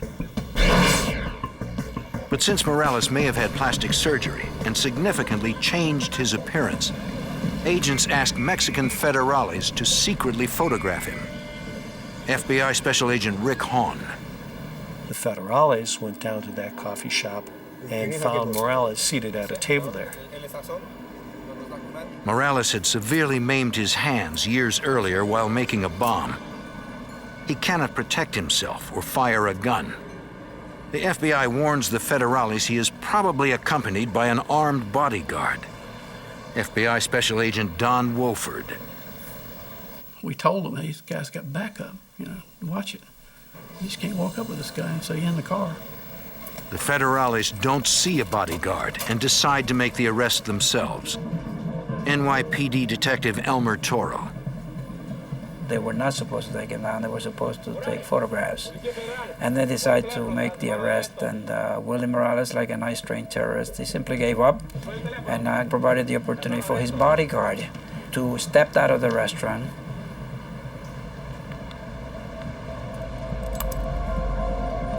Vete de aquí, vete de aquí, vete de aquí. The bodyguard opens fire, shooting both federales, one of them critically. The other federale returns fire, killing the bodyguard.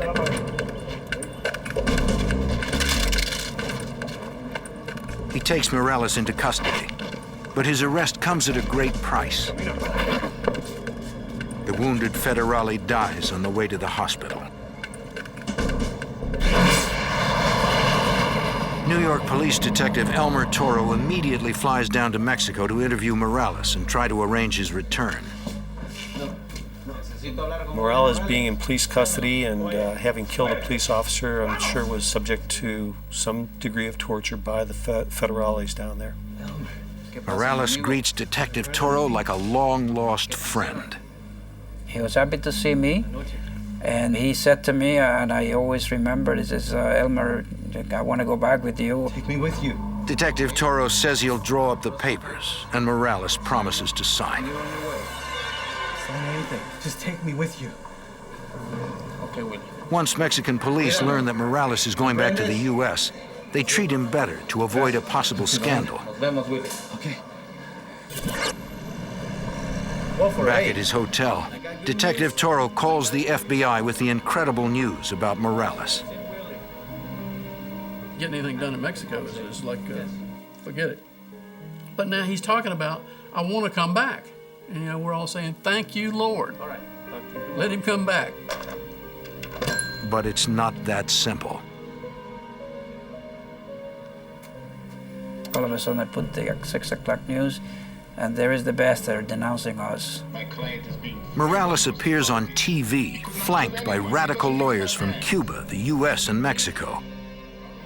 He now angrily condemns America. By this time, he's got a battery of attorneys from all over the place. He had people from Cuba, the attorneys from Cuba, very powerful attorneys. And once he was protected by these attorneys, he didn't need Elmer Toro anymore. He didn't want to come back anymore. Detective Toro now realizes that Morales used him to gain better treatment in jail while waiting for his lawyers to arrive. In the months to come, Cuba uses its influence and money to win the release of Morales. He's on the beach in Cuba, in Cienfuegos, Cuba, I believe. Sooner or later, Fidel Castro's government is going to go, and maybe we'll see Morales at that point. With Morales in permanent exile and other key members in prison, the FALN's 8-year reign of terror comes to an end. The FBI and police, through dedicated investigative work and patient long-term surveillance, have defeated one of the most deadly domestic terror groups in U.S. history.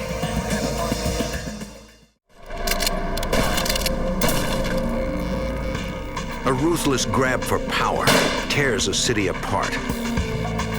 A crime family splits in two as the young and the old fight to the death. The FBI is caught in the middle as they infiltrate the syndicate in a desperate attempt to end the brutal war raging on the streets of Philadelphia.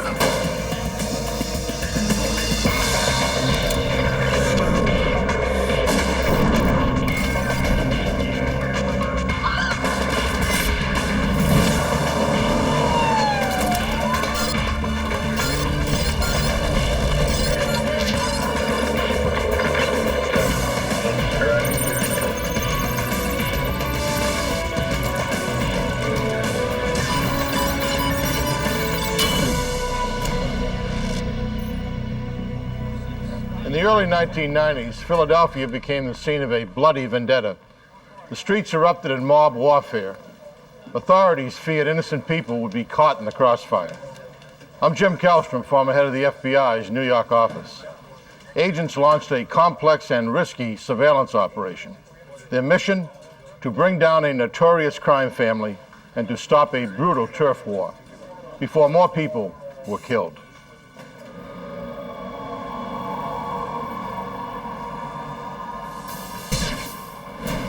1990. A quiet morning in South Philadelphia, Pennsylvania. Joe Andruzzi is being wired by the FBI. He's a 20-year-old accounting student at LaSalle University, and he's in trouble. He's been betting on football through a mafia bookmaker. He was winning at first, but his luck turned sour. He owes the mob $1,000.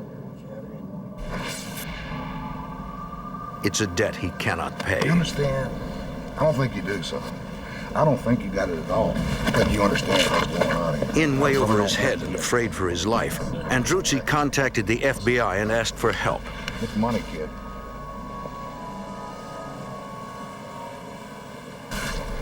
South Philly is a tough place. Not the kind of place where you want to cross the mob. La Cosa Nostra, the Italian syndicate of organized crime families, runs a profitable and bloody business there. Gambling, loan sharking, and extortion rackets.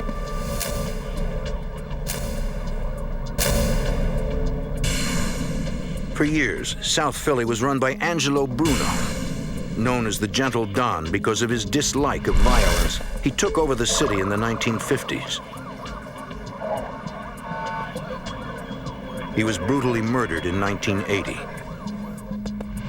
The man suspected of being behind the hit was Nicodemo Scarfo. Nicky Scarfo took over Bruno's empire. He was a cold-hearted killer who ruled the city by violence. But now Nicky Scarfo is in jail. The FBI wants to find out who is running the Philadelphia mob while the boss is behind bars. Andruzzi's problem with the loan shark gives the FBI the perfect opportunity to collect new information on the organization.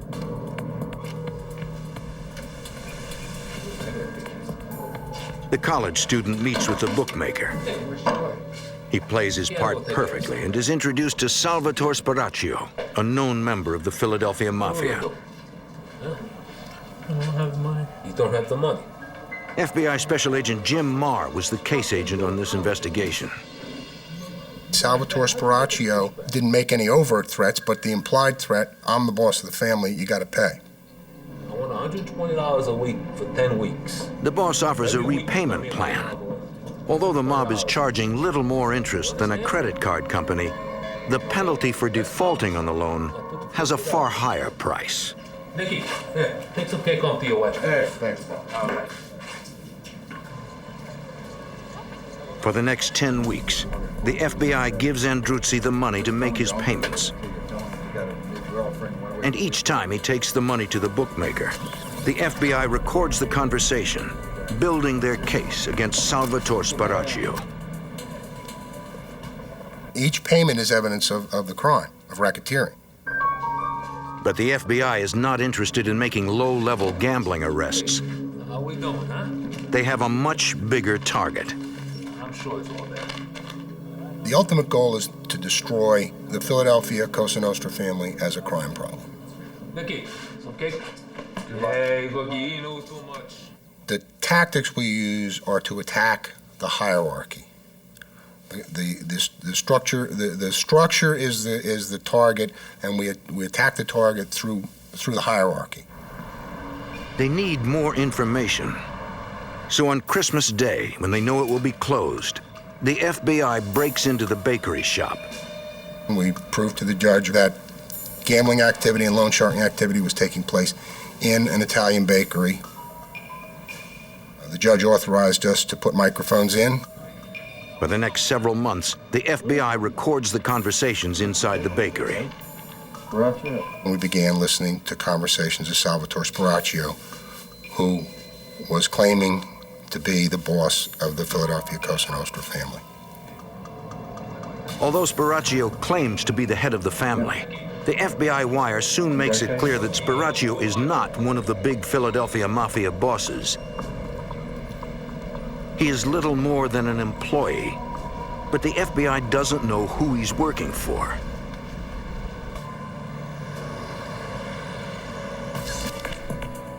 Thinking he can lead them to his boss, The FBI surveillance tracks Sparacchio to a law office in Camden, New Jersey. There he meets with other members of the Philadelphia Mafia, including one man well known to the FBI, John Stanfa.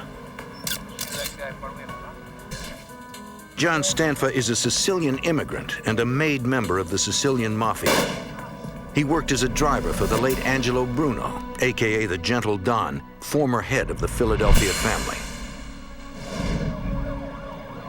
Stanfa was implicated in the murder of the former Mafia boss in 1981 and was apprehended in Maryland. He was convicted of perjury in his testimony before a grand jury that was probing Bruno's death. He went to jail for 8 years. When he was released, the Philadelphia Mafia put out a contract on his life for the killing of Bruno. Special Agent Fred Walsh is a member of the FBI's organized crime squad. Only through the intercession of his Gambino associates up in New York, the contract was taken off him and he was allowed to live. After Nicky Scarfo went to jail, Stanfa returned to Philadelphia. He went to work in the construction business and laid low for a while. Since he was relatively quiet. So when he started to come to power and we started to notice he was making a name for himself, it came as a kind of a surprise to us. Thanks to the cooperation of the young college student, the FBI has now identified the man they believe is running organized crime in Philadelphia. We had put away the previous boss and most of the hierarchy of the family. We felt if we could put Stanfa away, that we would go a long way towards the ultimate goal of eliminating the crime, the Philadelphia family as a crime problem. On the street, informants confirm the FBI suspicion that John Stanfa is the new boss of the Philadelphia Mafia. Once you determine that an individual like Stanfa's taken the family over, you want to see how he intends to run it. You contact your informants, see what they can provide. Stanfa maintains a low profile. He runs things like the Gentle Don before him. He engages in traditional mob activities such as loan sharking, gambling, and extortion.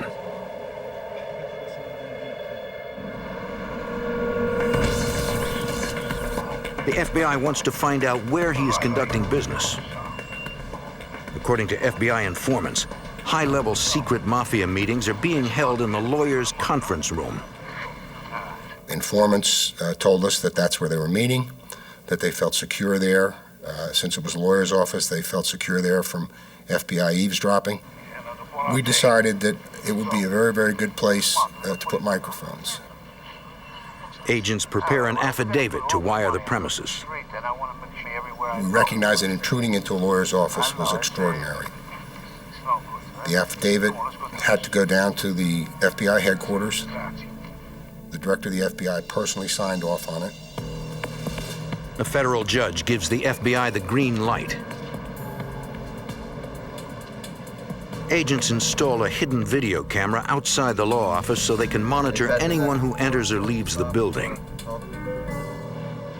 How about now? A special FBI entry unit will install a hidden microphone inside the law offices.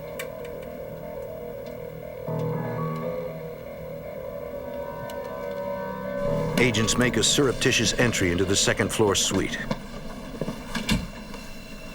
In terms of the actual entry into the premises, it's what I regard to be one of the most dangerous things the FBI does, because you're burglarizing someone else's property. Although you have authority to be there, the person, if you encounter someone, he doesn't know that you have authority to be there.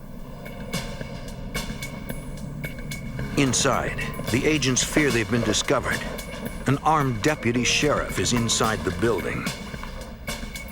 The night before we went in, the Re-elect the Sheriff campaign moved into the ground floor.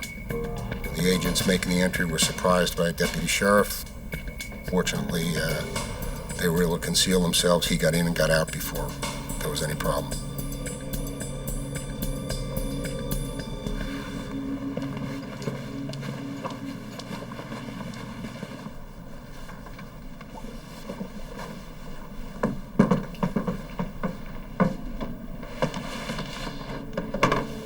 The technicians install a microphone in the conference room.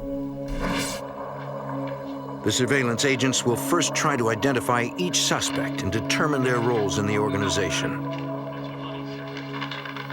There's 18 FBI agents who do nothing but physical and photographic and video surveillances. Most of their work they did for the organized crime squad. So we've got a lot of manpower out there, and we've got people who know how La Cosa Nostra works. And we can a lot of times figure out a hierarchy just by watching the way that they behave towards one another. That, coupled with information coming from informants, can tell us who the hierarchy is. Agents monitoring the conversations have to match the voice on the wire to the face in the video surveillance. John Stanford was very easy. He had a very heavy Italian accent, so it was very easy to figure out when he was speaking. But the agents have a problem. The conversations we intercepted in the office indicated to us that they were leaving the conference room and going somewhere. After going to all the trouble to plant the wire, the mob boss moves the meetings. The surveillance agents will have to find out where the meetings are now taking place. They will have to place another bug. They're gone. They're somewhere else.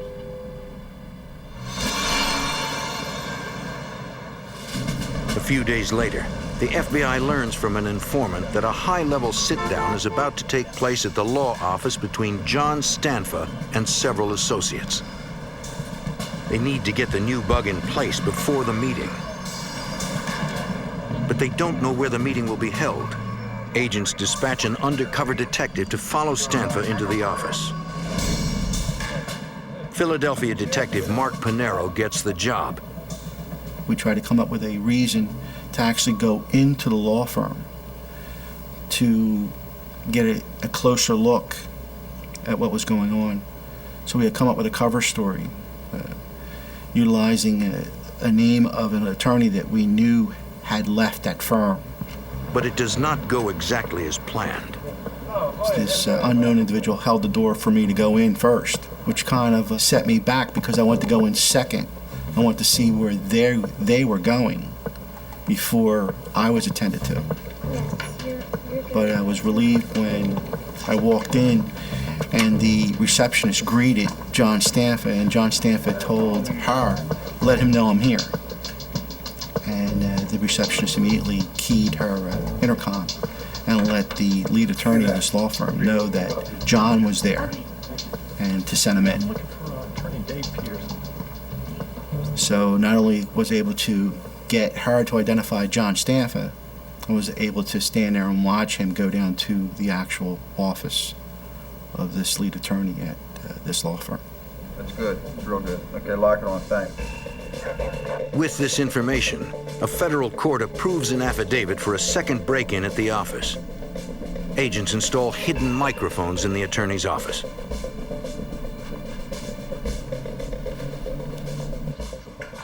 Shortly after the new bugs are placed, agents hear some alarming news on the wire.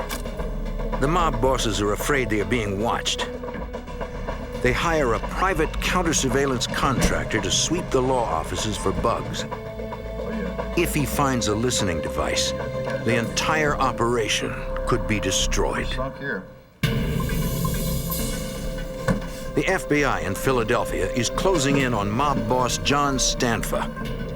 They learn he is conducting mob business in an attorney's office. Agents place listening devices in the office, but Stanfa calls in a man to sweep for bugs. Agents watch as the sweeper enters the building. Their entire case could collapse if he finds their bugs.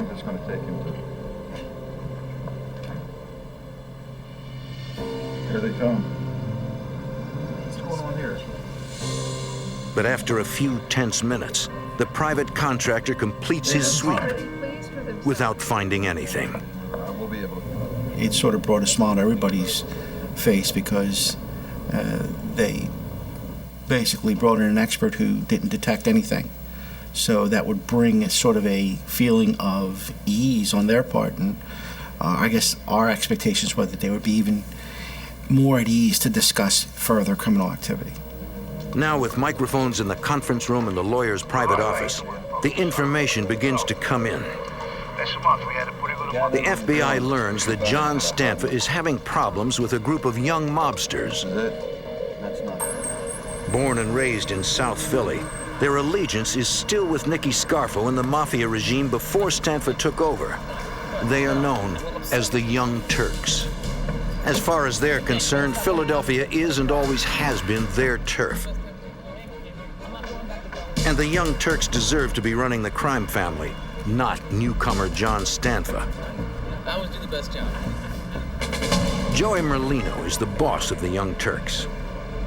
Michael Changlini is the #2 man. Joey and Michael have known each other since grade school. FBI Special Agent Gary Langan is the co-case agent. They didn't like the fact that John Stanfa, who what they considered an outsider, would come in and take over the mob family. And so they were trying to organize their own little group, even though they were part of the overall picture. And they wanted to be in charge. Informants tell the FBI that the Young Turks are not taking orders from John Stanfa.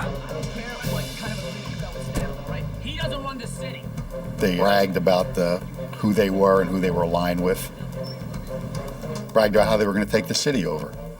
They were the legitimate successors to the previous mob members under Nicky Scarfo. They were going out and shaking down bookmakers, drug dealers, and even shaking down legitimate businesses, and weren't sharing the profits, kicking upstairs to Stanfa.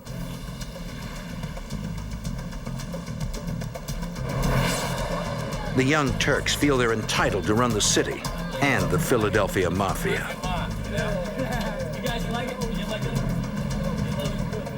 The aging John Stanfa, the old world Sicilian boss, resents the ostentatious lifestyle of the Young Turks.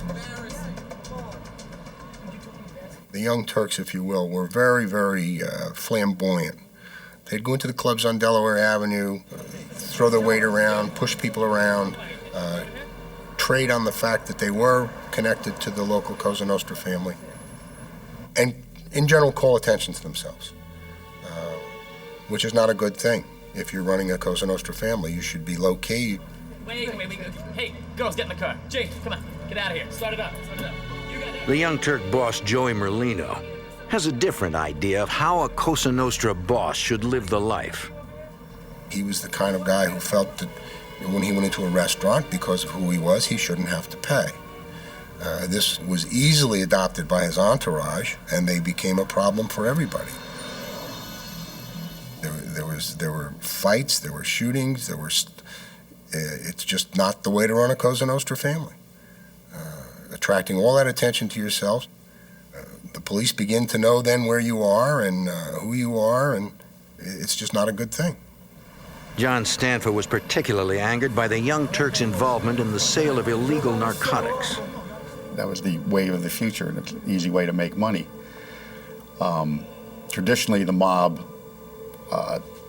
frowns upon having its members engage in drug dealing. Now, that's not to say that they don't do it. They get around that by having an associate or something deal drugs, and then they'll tax that individual and take a percentage of it. But Stanfa, he thought drugs were a dirty business and it draws a lot of attention, again, to the family. And he didn't want to do that. And these guys were just defying him and doing it.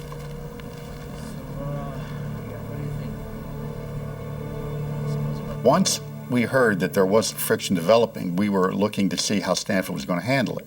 Okay, was he going to be aggressive and, take extreme measures? Or was he going to try and mollify these people and quiet them down and get them under his wing, so to speak? But Joey Merlino isn't going under anyone's wing. The Young Turks strike back at Stanfa. 73-year-old Joseph Gattone is one of Mafia boss John Stanfa's most loyal employees. Gattone is a bookmaker, a collector of street taxes. 4 gunshots shatter the daily routine of Joseph Gatone. The old man's blood marks the beginning of a deadly civil war. The FBI and the Philadelphia Organized Crime Task Force surveilled top bosses of the Philadelphia Mafia. Friction between feuding factions of the crime family increase, and a bloody civil war breaks out. Philadelphia police officers arrive at the scene of the shooting. The victim's keys are still in the ignition, and the engine is still running. 2 bullets penetrated the victim's neck. A 3rd bullet entered his temple. A 4th grazed the bridge of his nose and shattered the passenger side window. When Agent Marr arrives on the scene, police have already checked the registration of the car, but they don't yet know who the victim is.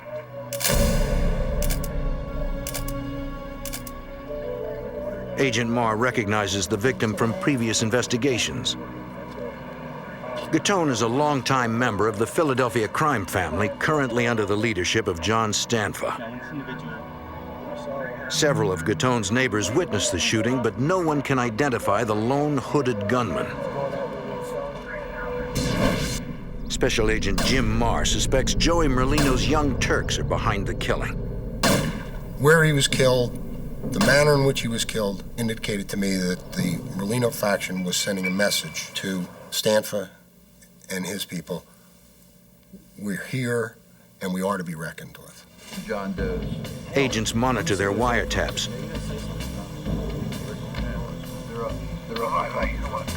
But no one is talking about the murder. Special Agent Fred Walls. Initially, at the time that this bookmaker was murdered, we weren't sure who was involved. There was nothing definitive on the wire after the bookmaker had been murdered. There was a reference to the fact, but nothing that would indicate to us that Stanfa had a belief someone had done it or someone hadn't done it. Investigators are certain the murder is mob-related, but they have no proof. When they speak to Stanfa himself, he claims to know nothing. But Stanfa strikes back. 5 weeks after the murder of John Stanfa's bookie and tax collector, Michael Cianglini, the Young Turks' number 2 man, is coming home after a basketball game. 2 men armed with shotguns open fire.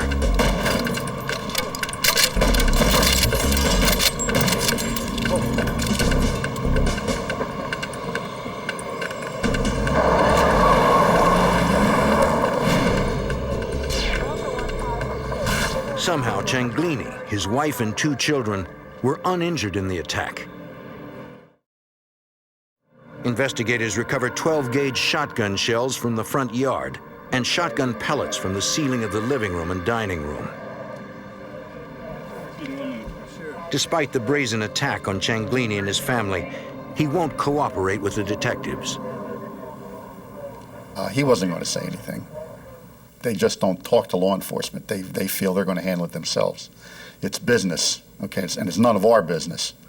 So you're not going to get anything out of them. The Young Turks' number 2 boss isn't talking. But the FBI suspects the attack is payback for the murder of John Stanfa's bookie.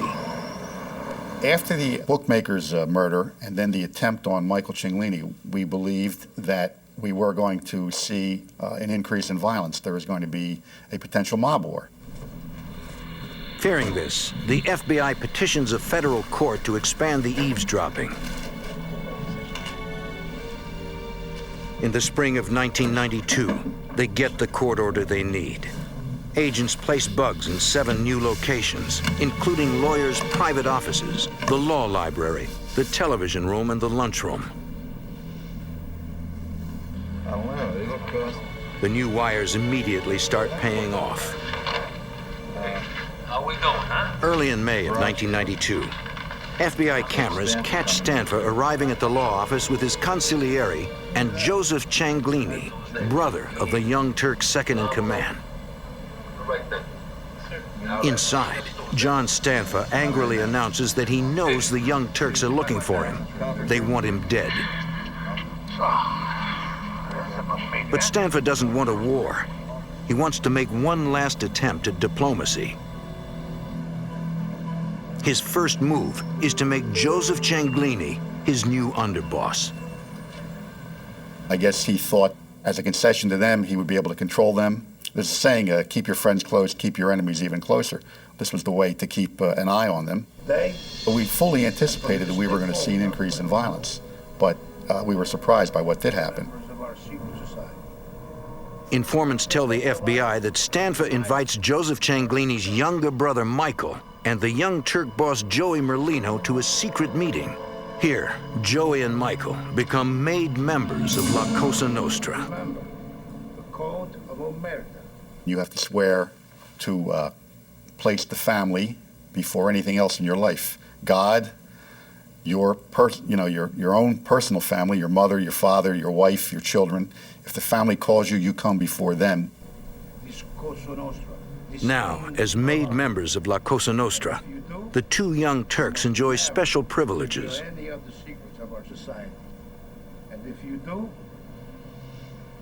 The benefits that come with that are that you can conduct your rackets, whatever they may be, without fear of interference from someone who is not a member. The family in a dispute will always decide in your favor if you are a member and the other person is not.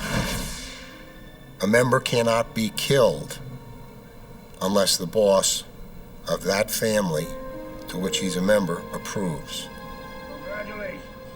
For John Stanfa, promoting the young Turks is his final act of diplomacy.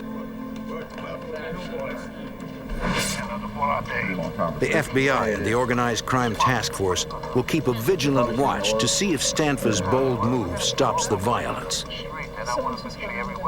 But agents still need to collect more information about the crime family to shut them down for good.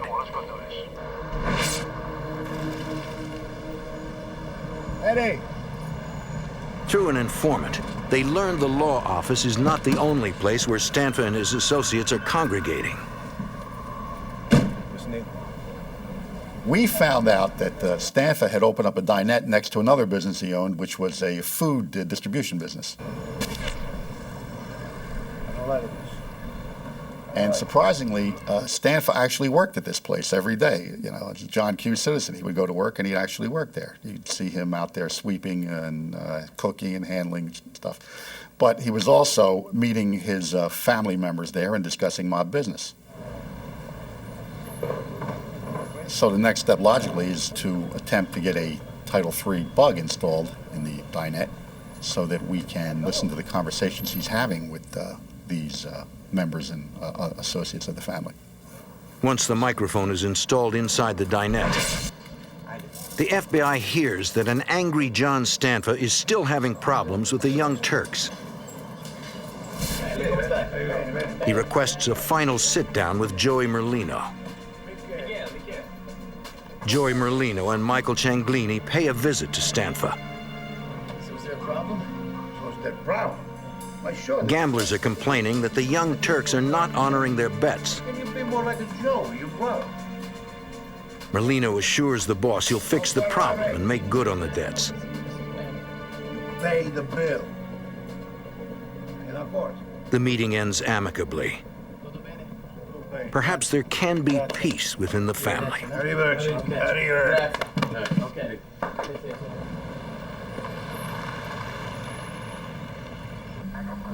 Early in March, FBI surveillance agents observed Joseph Cianglini and a waitress opening up the Stanfa dinette. It's almost exactly 1 year after his brother Michael was nearly gunned down at his home. His activities were easy to document. He was regular. He got up in the morning and he went to work. But on this morning, Joseph Cianglini's routine takes a terrifying twist. 4 men pull up and open fire on Cianglini and the waitress, reigniting the bloody war between the old and the new mafia of South Philadelphia. On March 2nd, 1993, in South Philly, underboss Joseph Cianglini and a waitress opened John Stanfa's diner.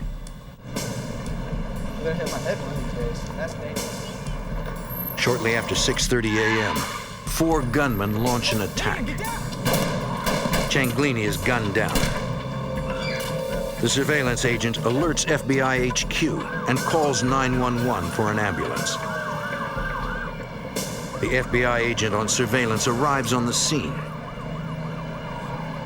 Joseph Cianglini has been shot repeatedly in the head, neck, and chest. The waitress is unharmed. Cianglini has somehow managed to survive the deadly attack. Though severely wounded, he can talk. You couldn't get a statement out of him, and even if he knew who did it, he wasn't going to implicate anybody. He was part of the mob, the Omerta, the Code of Silence, and they would take care of this on their own. They had to know who they were. He saw them. We suspected that it was a group from the Young Turks, but he basically told us he didn't know anything. Hoping to identify the shooters, FBI agents review the surveillance tapes. But in the early morning darkness, the images are too dark to identify anyone. The video was very grainy, very blurry. It was very hard to identify with any kind of particularity features where you would recognize who actually went in, but you could see 4 shapes going in. Then you go to the audio and you hear screaming, and you hear shots, and then you hear someone yelling, "Move, move," and then they exit the place and they drive away. Well, that's basically all we had. You couldn't say with any reasonable certainty who actually went in there and shot Joseph Cianglini. But agents are still surveilling the law office. In the listening post, wiretaps record a chilling conversation between Stanfa and a mob associate. John Stanfa suspects Michael Cianglini was behind the attempt to kill his own brother Joseph at the restaurant. Yeah, Michael and Joey were on the opposite sides of internal war within the Stanfa family. They were half-brothers, and it didn't make any difference. He thought his brother Joey was on the wrong side, and he's going to take him out. For John Stanfa, there is only one choice: eliminate Joey Merlino and the Young Turks. So he starts to recruit his own muscle to send them out and to start stalking these Young Turks and trying to kill Joey Merlino, Michael Cianglini, and the people associated with him. Undercover FBI agents deliver a warning to Merlino and Michael Cianglini. What's going on, fellas? When we're aware of the fact that violence is going to occur or may occur, and we think we know who the violence is going to occur against, we have an obligation to go out and warn them. John Stanfa is sending hit teams into the streets with orders to gun down Merlino and Cianglini. The Young Turks shrug off the FBI warning. Even though they know their lives are in danger, they refuse to cooperate. The Young Turks should have listened to the FBI. A Stanfa hit team tracks them down and opens fire in broad daylight. Michael Cianglini is shot in the heart and dies on the street. Joey Merlino is wounded. It is clear to the FBI that John Stanfa means business.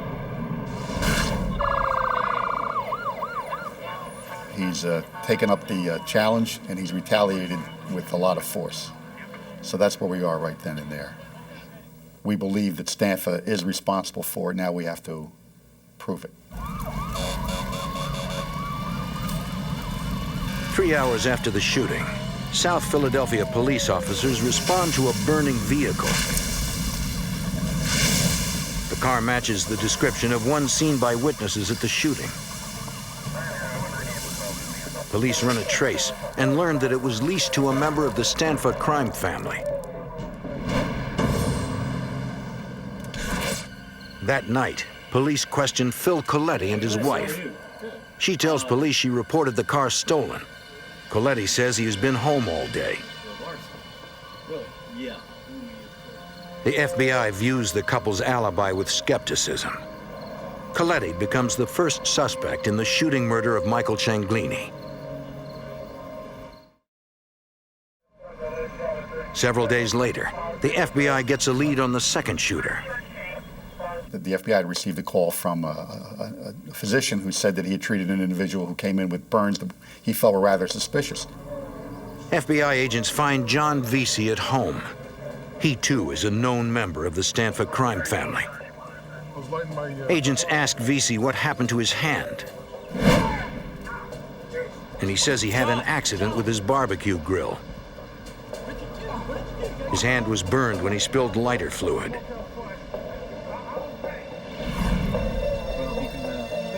Vesey insists the burn was an accident and says he knows nothing about the murder of Michael Cianglini and the shooting of Joey Merlino. But when investigators check out the grill, they discover it runs on propane, which conflicts with Vesey's story that he was using lighter fluid when he burned himself. It aroused our suspicion and kind of pointed us toward Vesey, more so than anybody else. The FBI suspects two members of the John Stanfa crime family in the murder of Michael Cianglini and the shooting of Young Turk boss Joey Merlino. But before the FBI can bring the shooters to justice, Joey Merlino and the Young Turks try to get their own revenge. John Stanfa is riding in a 1976 Cadillac Seville. He's headed south on the Schuylkill Expressway with his son Joseph and a trusted driver. A van pulls up next to the Cadillac. Two gunmen thrust 9mm machine pistols through portholes cut in the side of the van, and they open fire. A full-scale mafia civil war rages on the streets of Philadelphia. Violence explodes with a brazen rush-hour attack on Sicilian mob boss John Stanfa. The gunfire misses John Stanfa, but his son Joseph is hit in the face. Stanfa's driver rams the van, forcing it off the highway. What was really brazen about it was on a highway like that, random shots could have struck and hurt, even killed any innocent people who were on there. Investigators have no doubt the attack on Stanfa is Joey Merlino's revenge for the murder of Michael Cianglini. It showed you the extent of the violence these people were willing to employ and the grudge they bore against Stanfa. Police find Stanfa at the hospital. Despite the brazen attack on him and his innocent young son, the Cosa Nostra boss claims he has no idea who tried to kill them. And of course, it's the old, I don't know who would have done this to me. And we don't get anything out of him. It is only a matter of time before innocent civilians get caught in the crossfire. And it's time to turn up the heat on the warring mob. Any known Stanfa or Merlino associate seen driving around South Philadelphia becomes the subject of a routine traffic stop. Authorities arrest 8 mobsters for carrying weapons. They confiscate .380, .45, and .38 caliber semi-automatics. The FBI has no doubt the Young Turks boss ordered the hit on John Stanfa, but feds can't prove it. Joey Merlino has to be yanked off the streets. The FBI arrests him for a parole violation of a 1990 armored truck robbery.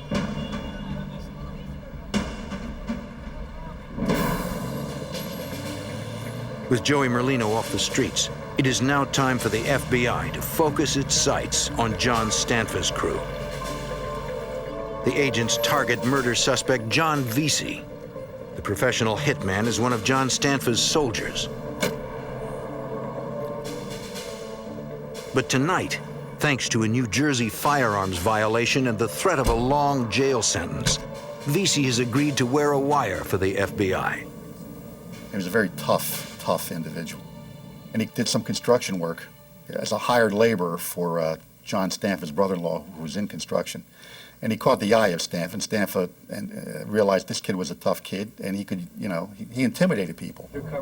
Under Stanfa, VC became a loan collector, an enforcer, and a killer. Okay. Now he claims he feels the weight of the murders he committed.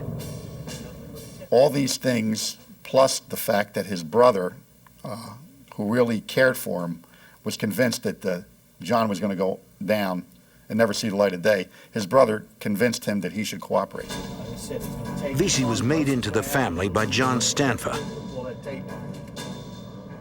And now he wants to get out, alive. You couldn't measure the significance of it. It was like a coup for us that he came on board. VC quickly becomes comfortable wearing the wire.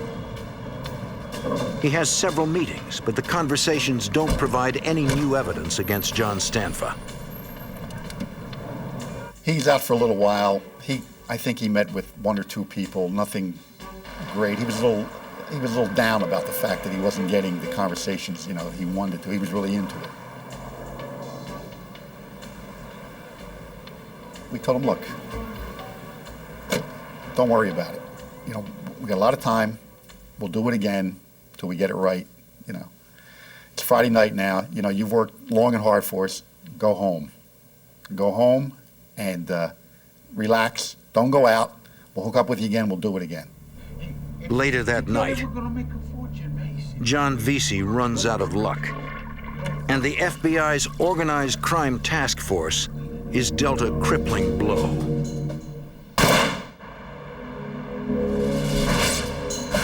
In a bloody South Philadelphia mob war, the FBI's #1 informant is gunned down by mafia hitmen, and the FBI's best chance at busting up a notorious crime family is shattered. FBI Special Agent Fred Walls is devastated by the news that informant John VC has been shot. Well, when you hear that someone's been shot in the head, you think the worst. But against all odds, after 3 .22 caliber slugs slammed into his skull, John VC is still alive. I'm shocked. This guy was shot in the head. He's given an interview. And he proceeds to tell what happened. Earlier that night, after he removed the wire and the FBI agents went home, VC ran into John Stanfa's underboss and one of his soldiers. And they tell him, we've been looking for you. We want to get you started in your own bookmaking operation. We're going to show you how to do it. We're going to go over to this location in South Philadelphia above this meat store. For VC, it was just another late-night business meeting. He wasn't wearing the wire anymore, and he thought he had nothing to fear. He says he goes up to the room. The maid guy is sitting down with him at a table, going over figures, telling him how to take bets, how to write stuff down. The underboss excused himself. He has to go to the bathroom.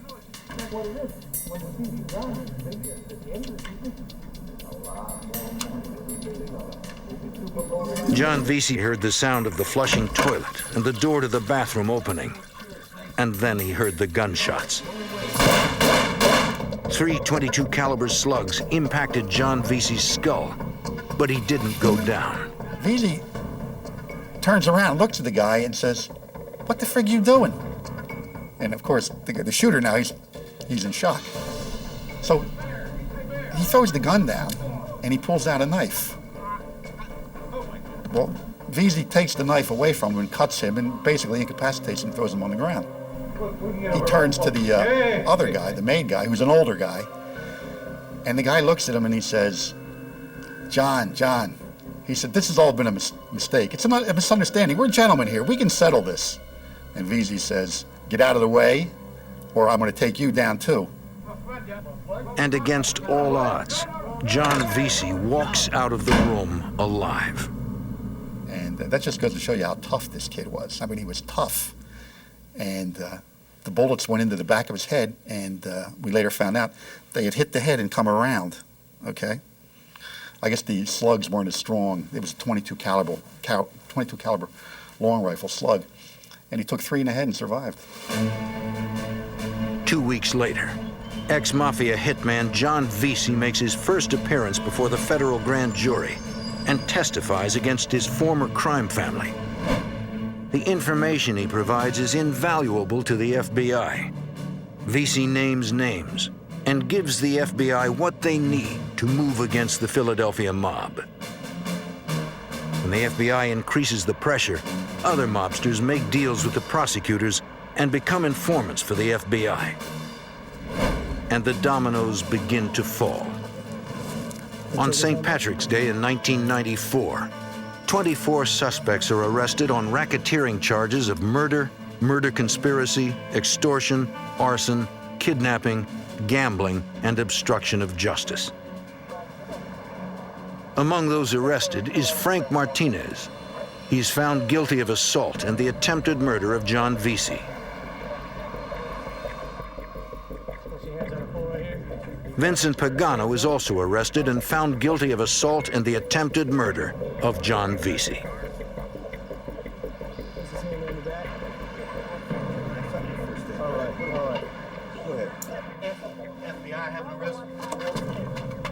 On the same day, John Stanfa is arrested on racketeering charges of murder, murder conspiracy, extortion, arson, kidnapping, gambling, and obstruction of justice.